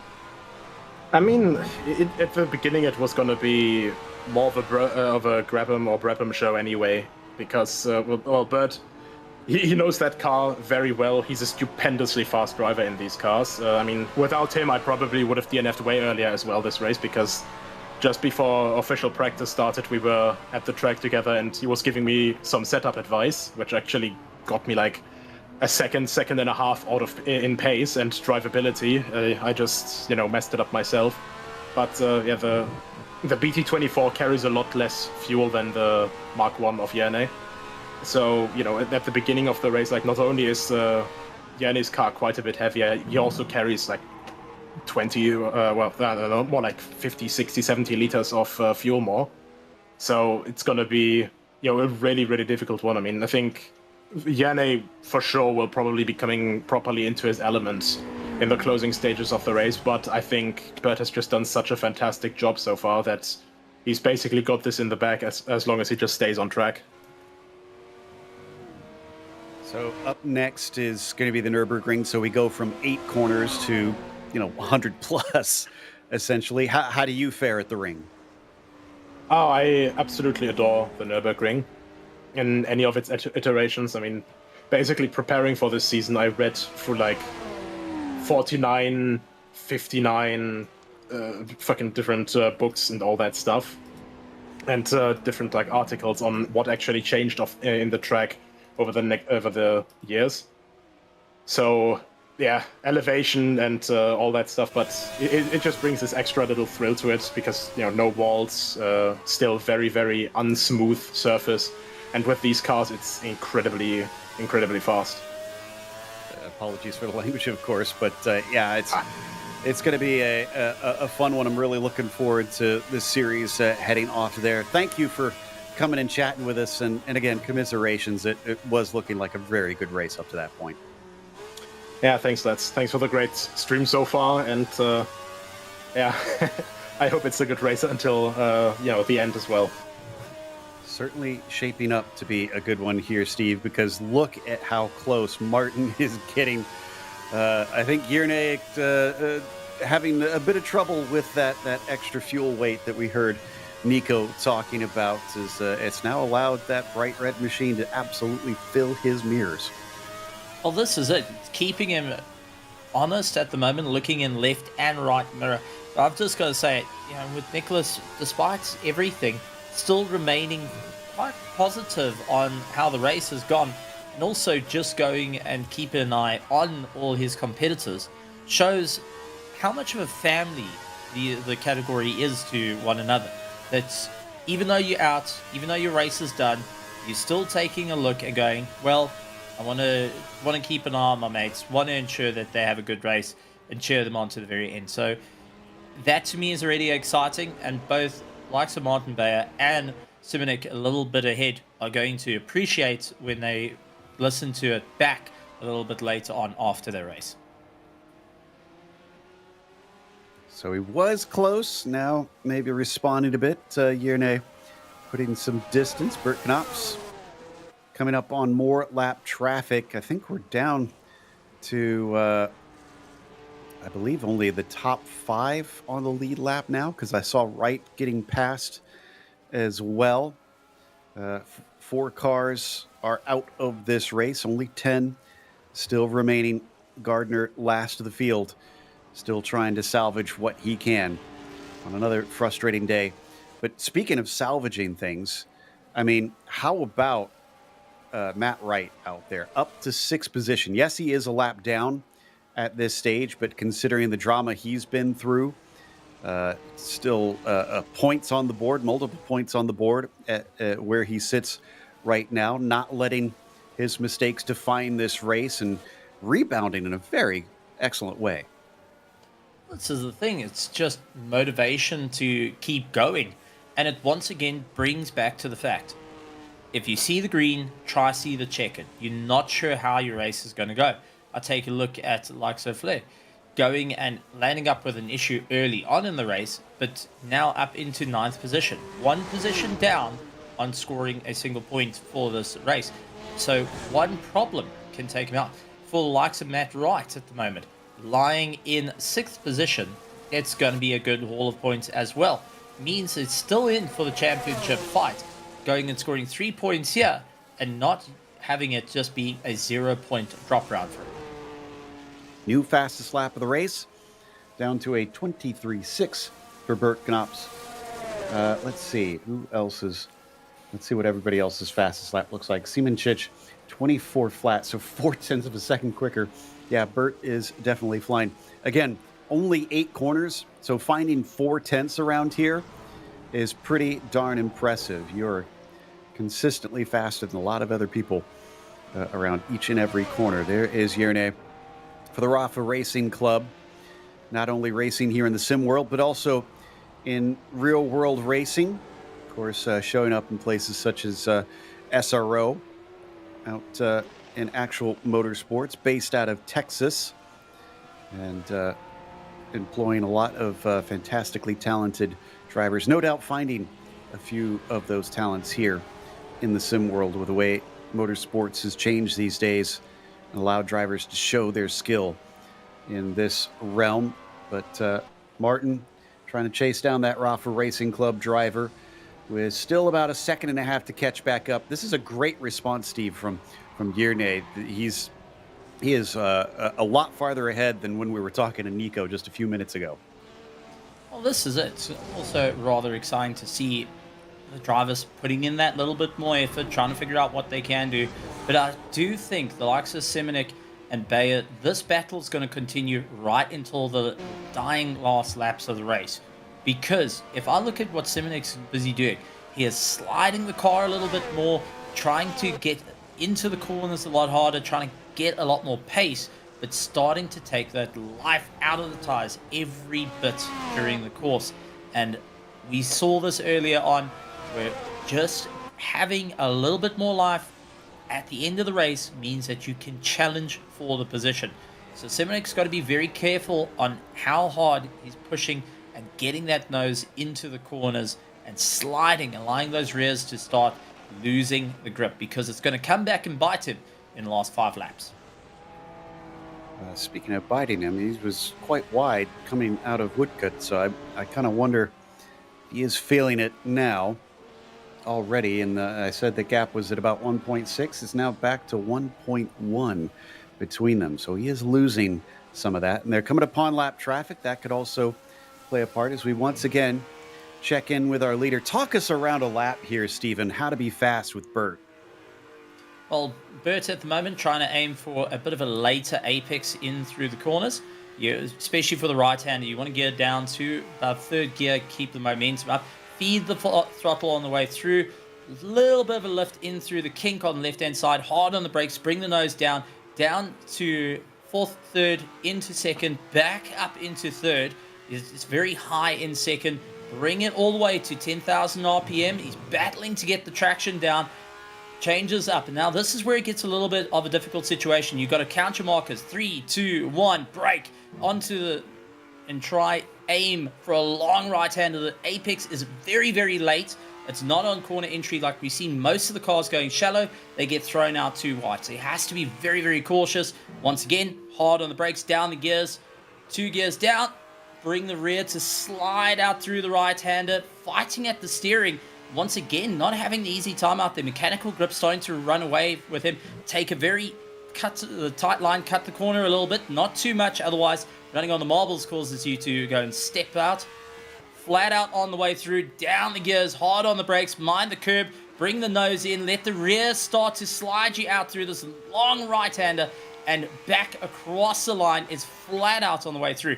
You are mainly sitting between 4th and 3rd gear for majority of the circuit, but if you do go and venture into 2nd gear, it's going to be extremely high revs in the going cert. So you got to be very cautious. A lot of drivers are rather to keep it in 3rd, run the revs extremely low, so you're not having all the power suddenly snapping the rears out.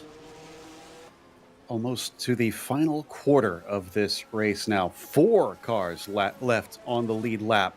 Not too shocking, as we said, a short lap time around here, and especially the speed we've been seeing out of Burt, just continuing to run away with things. I have a feeling that we'll see maybe even some on the podium wind up a lap down before this is over. In fact, let me see. Martin Bayer is about 42 seconds behind. That might be close.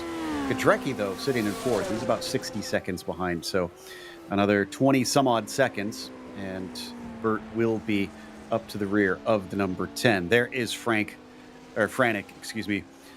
on the screen now, also dealing with a bit of lap traffic. I think that is Matt Wright just in front of him. It looks like Matt Wright's car.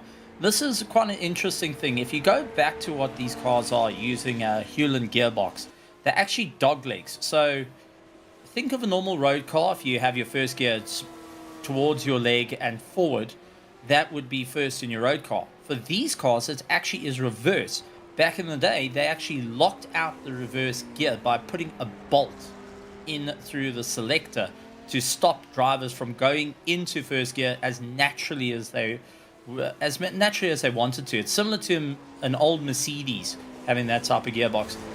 And it's also a tricky one to consider, as your rev range between these cars is 4,500 RPM to about 9,000 RPM at full tilt. But you also can get it to 10,000 RPM, but you've got to be aware that you can have a valve kisser piston, and unfortunately becomes very, very expensive. Also, with the soft suspension, the drivers have to take into consideration of how hard they actually want to come onto the brakes, because it will bottom the nose, lighten the rear, you got no steering, and the tail will then land up going and telling you where it wants to go instead of you controlling the car, especially as the weight starts to disappear. Remember, the fuel tanks on these cars is over the nose and the sides of the car. They wrapped around in aluminium tanks on the left and right, and a little bit across over the knees of the drivers. So when that starts to fade, it can become a little bit lopsided, as they do have a bit of gravity to help them out. They don't have this foam like we have in modern day cars to stop the fuel from sloshing around and making things a little bit more unstable. Back to Martin once again. We saw a little bit of an off through Copse as well. Matt Wright just putting a couple wheels off, but he was also trying to stay out of the way. Again, I can't give him enough credit to have fought back to 6th, though. It's been an excellent race. Just needs to bring it home from here. 10 cars are still out on the circuit, and we now are definitely into that final quarter of the race with 20 laps to go. At least will be 20 to go in just a few moments' time when Bert Knops comes across the line once again. This second place has not been decided. This is our closest battle on the track. Might be for some time now. Martin has been trying all race long, and credit to Yerne, because he has been soaking this up. At times, yes, he's lost a little time. This is one of those moments where he's been reeled back in by that bright red 07. But, I mean, he hasn't buckled yet. He's held his place. He hasn't given Martin a chance to get through. And this is something to say. I mean, if you look at Simonek's repertoire, he's a driver that usually takes a full sweep of every championship he's entered in R Factor 2. So to be able to say, I've kept within half a second or even 0.2 of a second to a well-known driver that is highly respected in the space, means that you are putting your name out there and saying, listen, to all that are keeping an eye, I'm coming for you. I'm coming for the championships. And for Simonek, now having to figure out, okay, competition's getting closer. Now I've got to stop resting on my laurels and I've got to focus on hard driving to power the way through. Take away first place, aim for second, and likes of Bayer, who is right up that gearbox, just has to get the braking absolutely perfect. This is one thing with a car. You have to brake 2 meters earlier, as we do see Simonek going a little bit wide over the curb, loss of drive, Bayer around the outside. A great move and a very, very odd mistake coming in for Simonek. Can he fight back this time round? A bit of a lockup for Bayer forces him to run out wide. Simonek, unfortunately, couldn't tuck in to get that inside line. Wow. Patience is a virtue for Martin Bayer, who is now up to P2. It's been a long time coming. Here's the question, though. They seem to be pretty evenly matched on pace from what we've seen before. So how easy is it going to be to hold on to this? Because if he makes any mistakes like we've seen from Yerne, then I have a feeling that we're going to see those positions swapped once again. I mean, this is just absolutely mental. I mean, Martin Bayer, let's take a look at his championship. He came second place in round 1, round 2, round 3, scored no points. Round 4, he came 5th. This is the highest he's been thus far, so far, in this race. And that being said, Simonek, who has had a tremendous run, has only scored in the last 2 rounds at Netherlands and Belgium. He managed to score 6 points. He got 2 third places. He doesn't want to make it 3 places now. He wants to try go for that second. Bayer has the advantage in history in this championship over the likes of Simonek. But that being said, can he cope with the pressure? This is the first time that he has now got the roles reversed and will make life a little bit difficult. For Simonek, however, looks like he's starting to overdrive a car, locking up that right front again. Yeah, that one car went very deep into Beckett's, was way out wide. That's going to cost him a couple tenths now, or it's about half a second between them. He made those mistakes before, and that eventually allowed his competitor to caught up. But if he keeps making those mistakes now, that'll take away the opportunity to even jump back on and try to get that P2 back.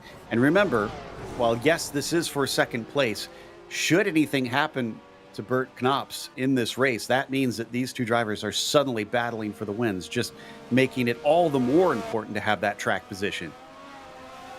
There is that massive, massive slide from Yurnik, who just is carrying it through. And you could see how long the slide is actually holding this time around as he battles to try and get the car to straighten up.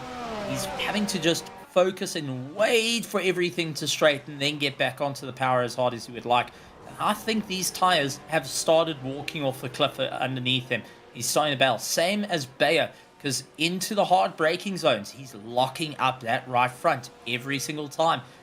Possibly gone and pushed a little bit too hard early stage of the race, and now it's who's got enough tire life to get them across the line, and also who is mentally fit enough, because this is an endurance of note. For many of the drivers, a 30-lap race is a bit rough. Well, these drivers have been going at it for 63 laps. They got another couple of laps to go. They'll make it 80. This is the equivalent of going into a sim, fighting for first, and you have to do it for an hour and a half. No breaks, no pit stops, just outright performance. And that is where the mental fatigue starts to kick in. Absolutely. That's a great point, because you think about even modern endurance racing, usually you're doing a pit stop within an hour. So yeah, you've got at least one break in there, even if you're not getting out of the car. And these drivers have had nothing like that. They've been going non-stop since the beginning, barring those that have had to make visits to pit lane to get some repairs done. Otherwise, you're in it, and you're not stepping out until either the car breaks or the checkered flag flies. So that is a test in itself for these machines. And what fascinates me about this is, I hear some people bemoan that, a lot of modern racing, they don't like the series where the drivers have to manage the tires to get to the end, and that's a big factor. tires have always been a factor in racing. Even back in this day and age of racing, they still had to look after their stuff, and it plays a factor from beginning to end. This also, in this era of vehicles, ties in for a lot of the. If you have to go into modern era, this is a lot closer to grassroots racing, where you've got closer to road tires. You're having to figure out no fancy ABS, traction control. You have to get those rev ranges right. You have to think about your gearing.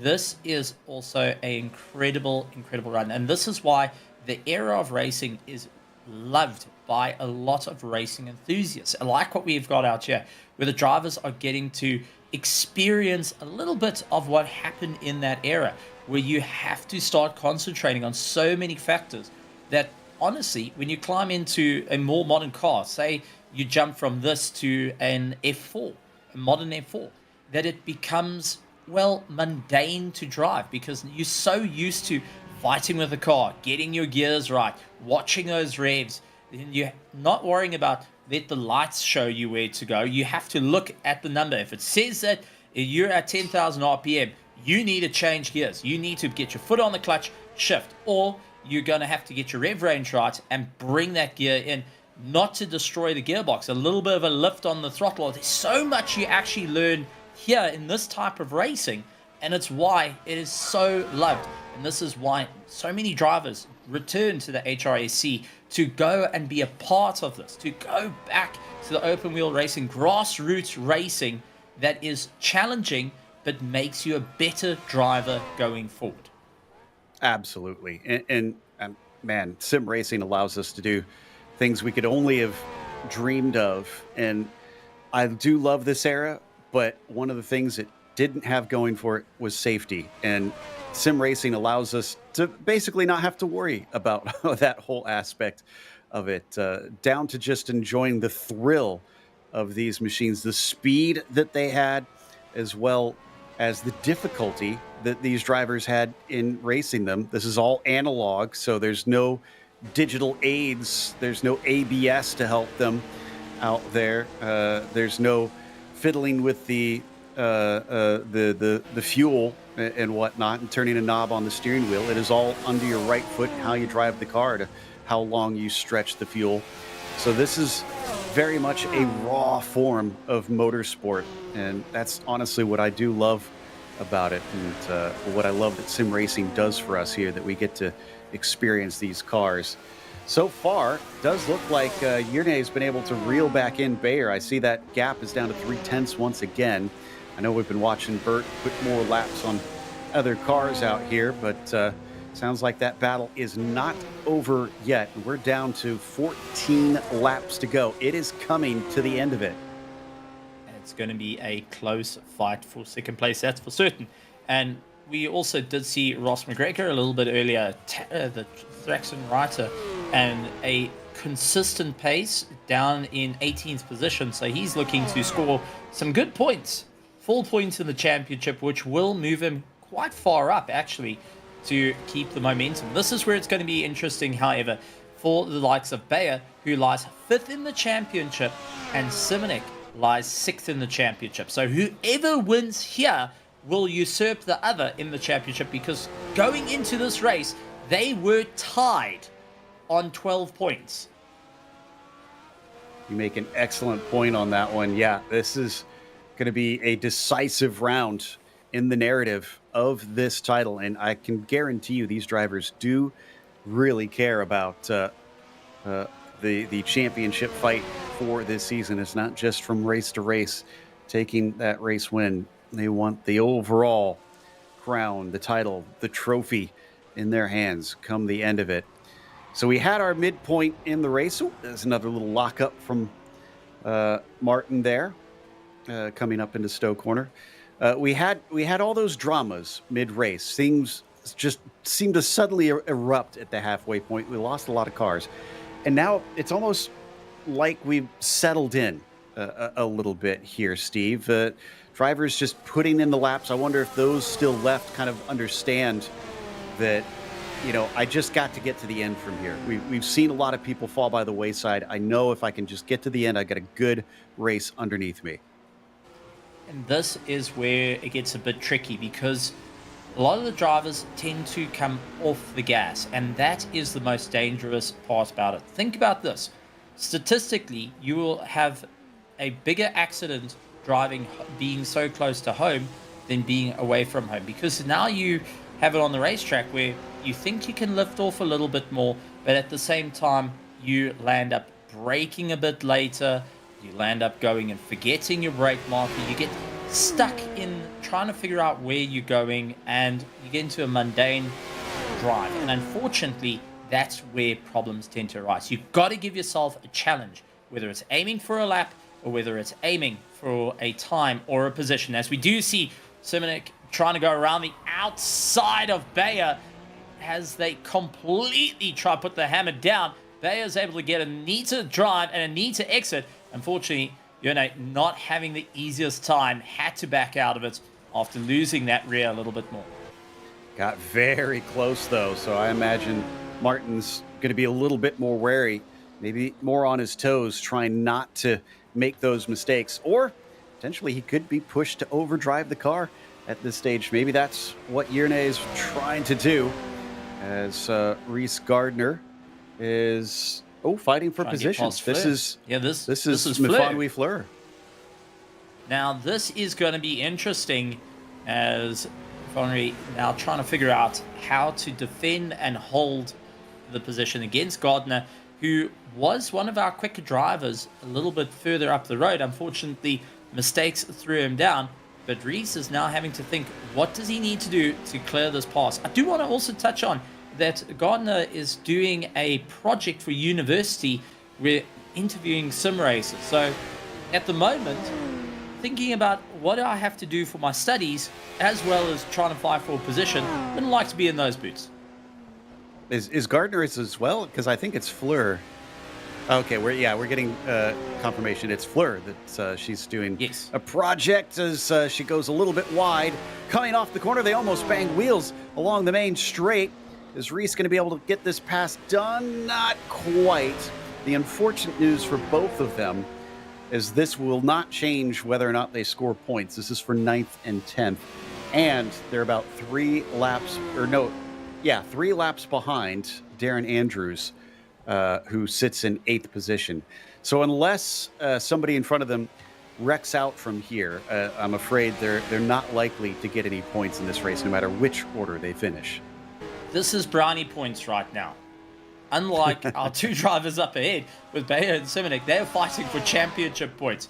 Whoever beats each other across the line will then lead on from the 3-way fight that they've been having. Because Nicholas is out of it, it's only Martin and Yerne to make the work here. And this is going to bring them a bit closer to 3rd place in the championship. So it's all to play for both drivers. 3rd place is an arm's reach away, as Devin Brain is not racing and will be losing out on crucial points, where Bayer and Simonik have an opportunity to score. But brownie points, however, for the last 10 laps is going to be between Reese Gardner and Fleur. Have to think a little bit more out of the box here, what they need to do. And I've got to say, this is getting your teeth out as Gardner right up the gearbox of Fleur, ensuring that there is no room for error.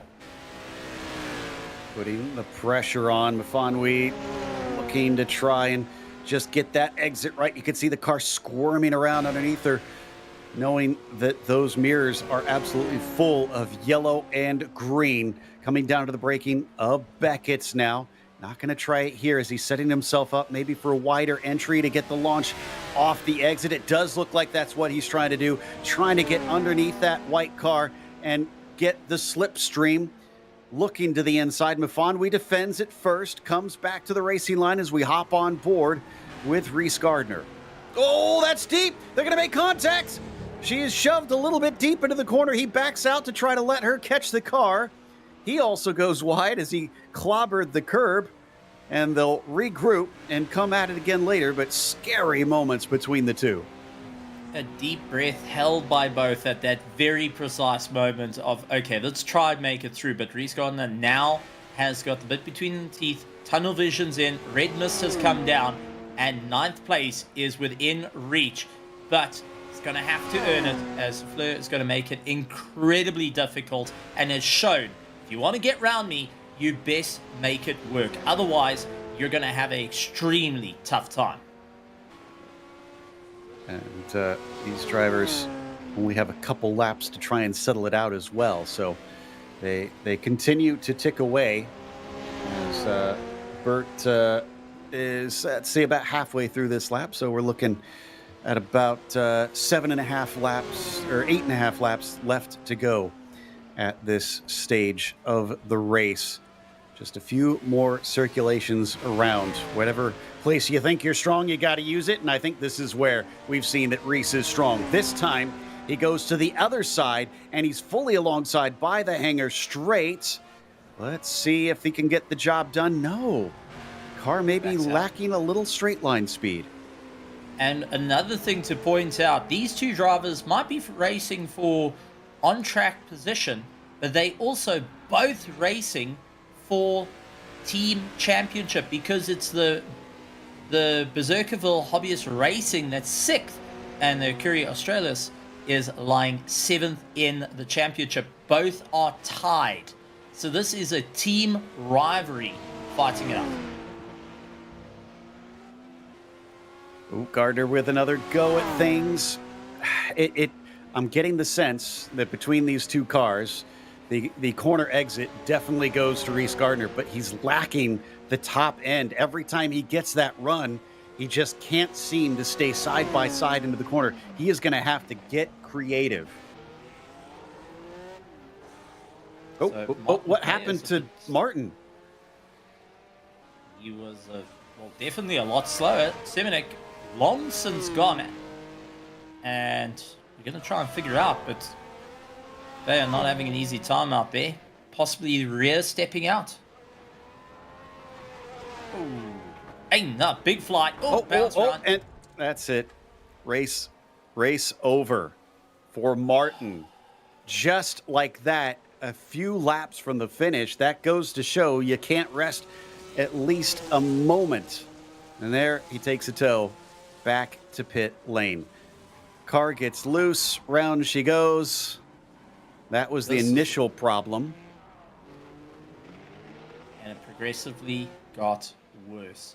And that put to bed Martin Bayer's chances of moving up through the order. And unfortunately, will have a retirement out of the race, dropping him down the championship. But one person who's not going to be arguing with this is Frennick. Well, this changes a few things. As we see the second incident, as soon as he hit that inside curb, car went flying. There was no slowing it down with it up in the air, and it also ends up upside down.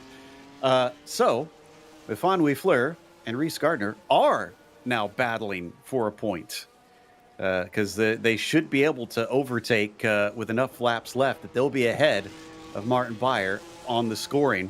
And Gadrecki now moves on to the podium. So suddenly, the tensions have ramped up a little bit if you are Mfanwi and Reese. Oh, man, if I wouldn't like to be in the Bears box right now. Imagine the team having to just see that and go after everything, right to the end. A simple mistake, missing the brake marker ever so slightly. Frustration kicked in as well to create the second incident. And unfortunately, the final corner at Silverstone taking yet another victim and adding it to the body parts lying off on the side of the circuit. We saw Matt Wright for a brief moment. That promotes him to the top 5. Again, just incredible from the spin. Wasn't that on the first lap, actually? First or second lap, something like that we saw from the 23 car? It was the second lap that all went wrong for him. That's amazing. All the way back up to 5th place. Now, admittedly, he is a lap down, but still, fantastic job really recovering in this one. Fleur with a bit of distance now between herself and Gardner. Is that going to be enough in these last laps of the race to hold him at bay and get herself a point? We ride on board looking backwards. And where is she in the points right now, actually? She has 5 points. She sits in 11th, just outside the top 10. So, yeah, this is going to be important stuff. Oh, and she goes she's off! Oh! And massive impact against the wall. I think there's damage to the suspension. I do, however, see her left rear lying down on the ground. That is Fleur out of the running. Joe, your commentator's curse. We got to talk about this. It's, yeah. It's not boding well in this race. That is for sure. A couple victims. And apologies to Mafanwi, but I do want to give her credit for what has been another fantastic race up to that point. Again, making a great recovery from earlier on, not giving up, but just outbraking herself, and there was not enough room before eventually reaching that concrete wall. Now, Reese Gardner, promoted up to 8th, will at least see a point in this race. I'm not sure if there's enough time for him to get more than that, but he is at least guaranteed one after what has not been his best day. And we spoke about this earlier in the race, the mental fatigue that comes in. This is what we're starting to see, the mental fatigue. That moment that you just forget the brake marker, that you haven't got your eye on the ball, you land up having critical mistakes that will take you out of the race. Silverstone's fast, it's simple, but it will hurt when you get it wrong. And these drivers that have been battling it out, constantly trying to figure out how to get quicker, how to move forward, have started to feel the wear and tear, not only on the machinery, but themselves. There's going to be a few that are not happy about it, but Bert Knopf's, however, having a great drive, great tank slapper, and getting some good airtime out there. Even Tony Hawks would be smiling. I feel like maybe he's pushing a little too hard there. The rear was really hanging out coming through Woodcut. And he's got 4 laps left to go here, so he can't overdrive it. There's still 2 cars left on the lead lap, so it could still be handed away even with a wreck on the final lap of this race. Granted, it is a 65-second lead, so theoretically he could run at about 20 seconds slower per lap and still be in the hunt for the win on this one. But the question is, are you going to be the person to climb on the radio and tell this absolutely professional sim racer that, listen, you can slack off on the taps and rather just get it across the line? Let's be honest here. You want to be the fastest. You want to show a dominating effort. And considering he's going to usurp his own teammate in the championship, well, you want to make it work. You do, indeed. I mean, yeah, I would be the one to get on the radio and tell him, hey, just hit your marks. You don't need to slow down completely, but you don't need to overdrive the car. There again, it's super sideways as we get another brief yellow. Hopefully we don't get another car out of that. And then a yellow again after that. That's not a good sign. Somebody is struggling out there.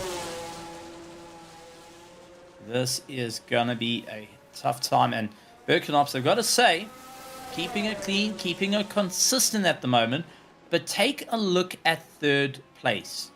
Gudrecki is starting to close up, 5.7 seconds behind Simonek. There is 2 laps to go, and something tells me that Gudrecki is going to be putting the power down to close up the gap. We have a replay on McGregor here. We're hearing something about maybe on his head. Did he? Whoa! Okay, hit one of those curbs on the inside. Does the car flip back over in time? Oh, wait, it does. RF2 has the automatic flip, I believe. And there it is. Turns him back over, and he gets going. That will potentially cost him a position, depending on the state the car is in, because I believe it'll take a lap for someone to get up to him, but it could still run down with the amount of laps left. So, and we got another yellow, and that's right in front of our leader, who slows up to allow him by just to get the 2 to go signal. This is a tough race. I'm keeping a close eye. Simonek's got a problem. He's losing a second lap here. So we take a look at Ross McGregor once again, running into a little bit of chaos over the hill, a little bit of air time, trying to slow the car down, looked towards the pit lane, and oh man, bounce, damage, car taking a bit of an impact. There goes our leader. Makes me wonder how much damage has McGregor got on that car. Too much. He is out. Gardner. Oh, it's going to be close on if he'll wind up with a seventh place or not here. I don't think McGregor is going to lose enough laps. I think he'll still be classified because he'll finish 90% of the race.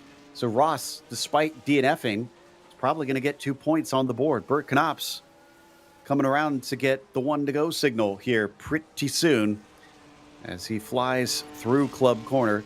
The lesson I'm taking from all of this, Stephen, if you have problems, don't aim for the insides of the corners because that seems to be a big issue. Rather go left in a right-hand corner instead of going right. That seems to be the moral of the story here. As a big tank slapper for Bert trying to power his way through. What's happening to Simonek? That is what I'm taking a look, because take a look at Goodrecki. Was closing up nearly 2 seconds. It was 2 seconds at one point. Simonek's got a problem with his car. Oh, man, this is going to be a tense finish. Is the speed enough? Let's watch on board for Yerne.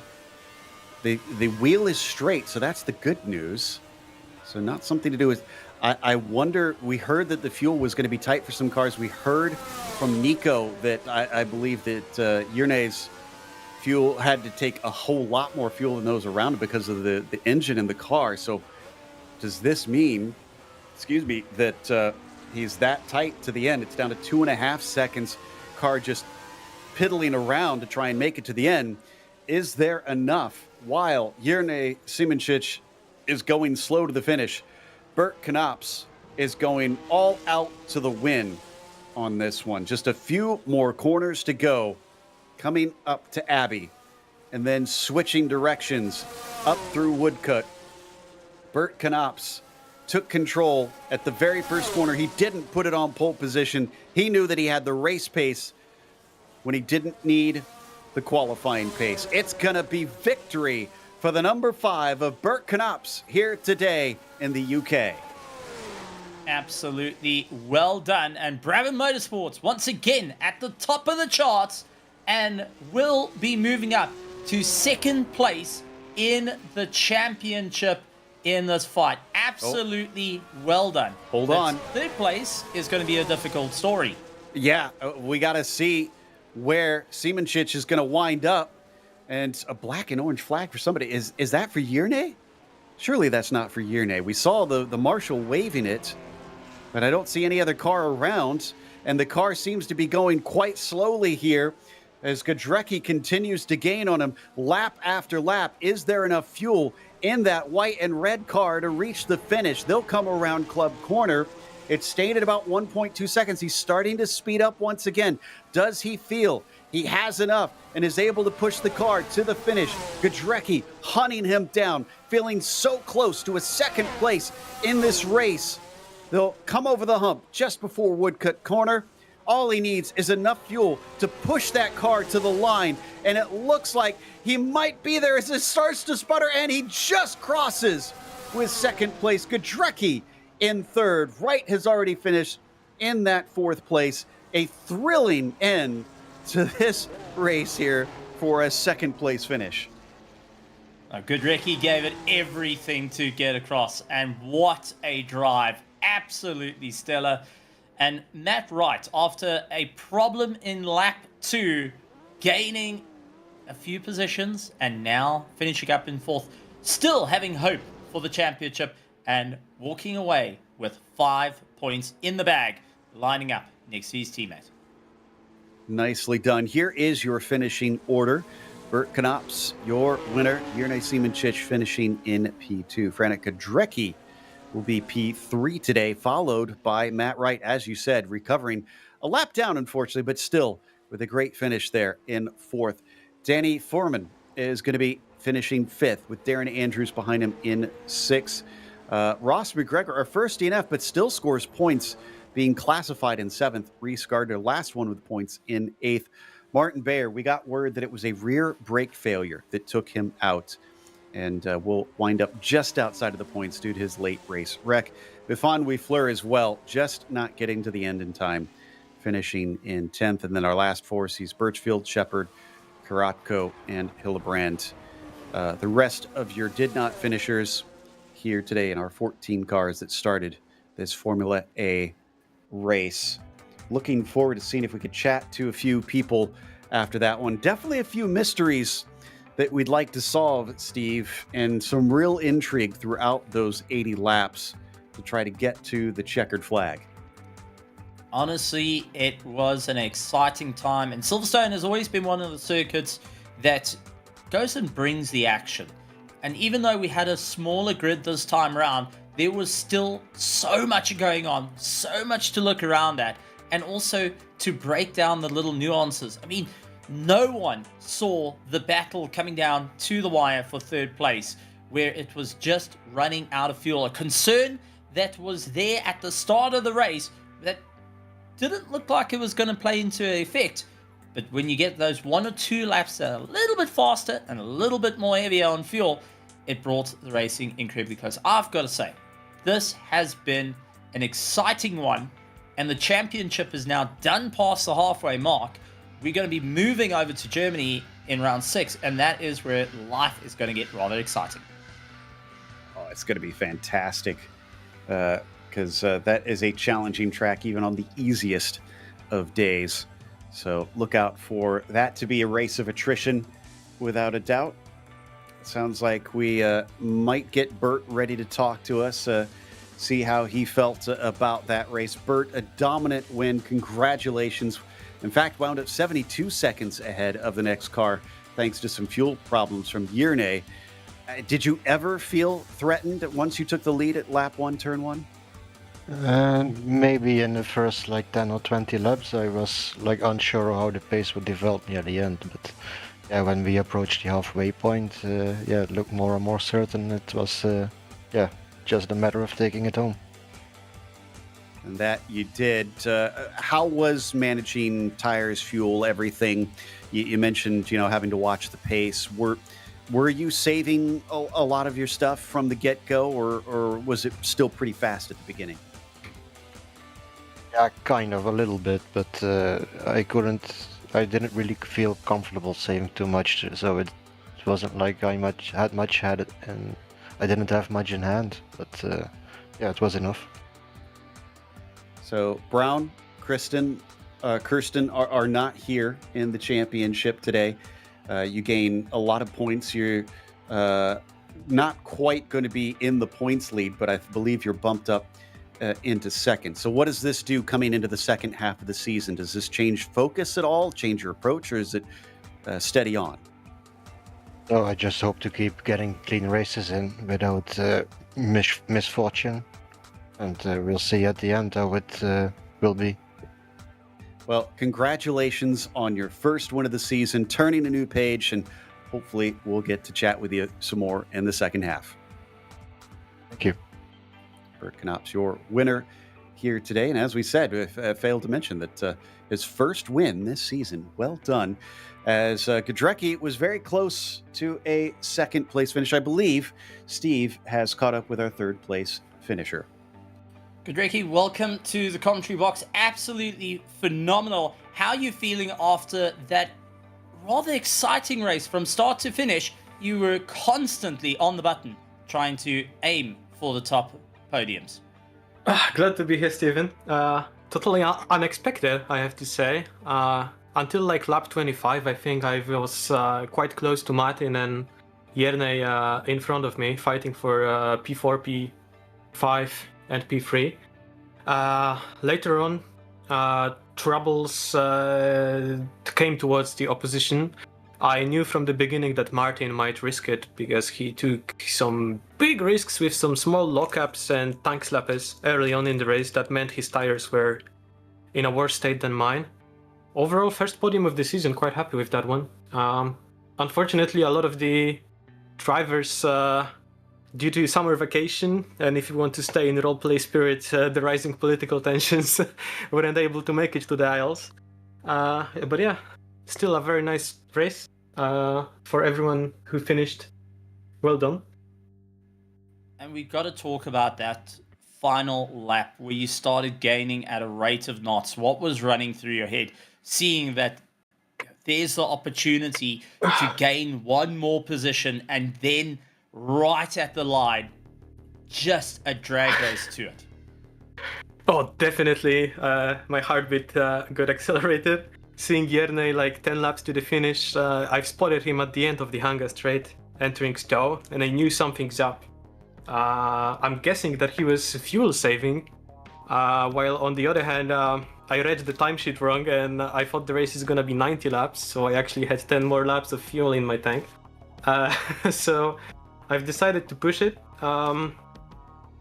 I'm slightly kicking myself for tire saving for so long because the heat degradation here was really, really tough thing to battle against. And if I only gave it a bit more oomph earlier on, who knows what could happen. And before I let you go, thoughts for the remainder of the championship? You were 8th, you're now climbing up to the championship. What's the game plan as we head out to Germany? A bit more calmness in the calendar. I really hope that the BD20 win will treat me nicely.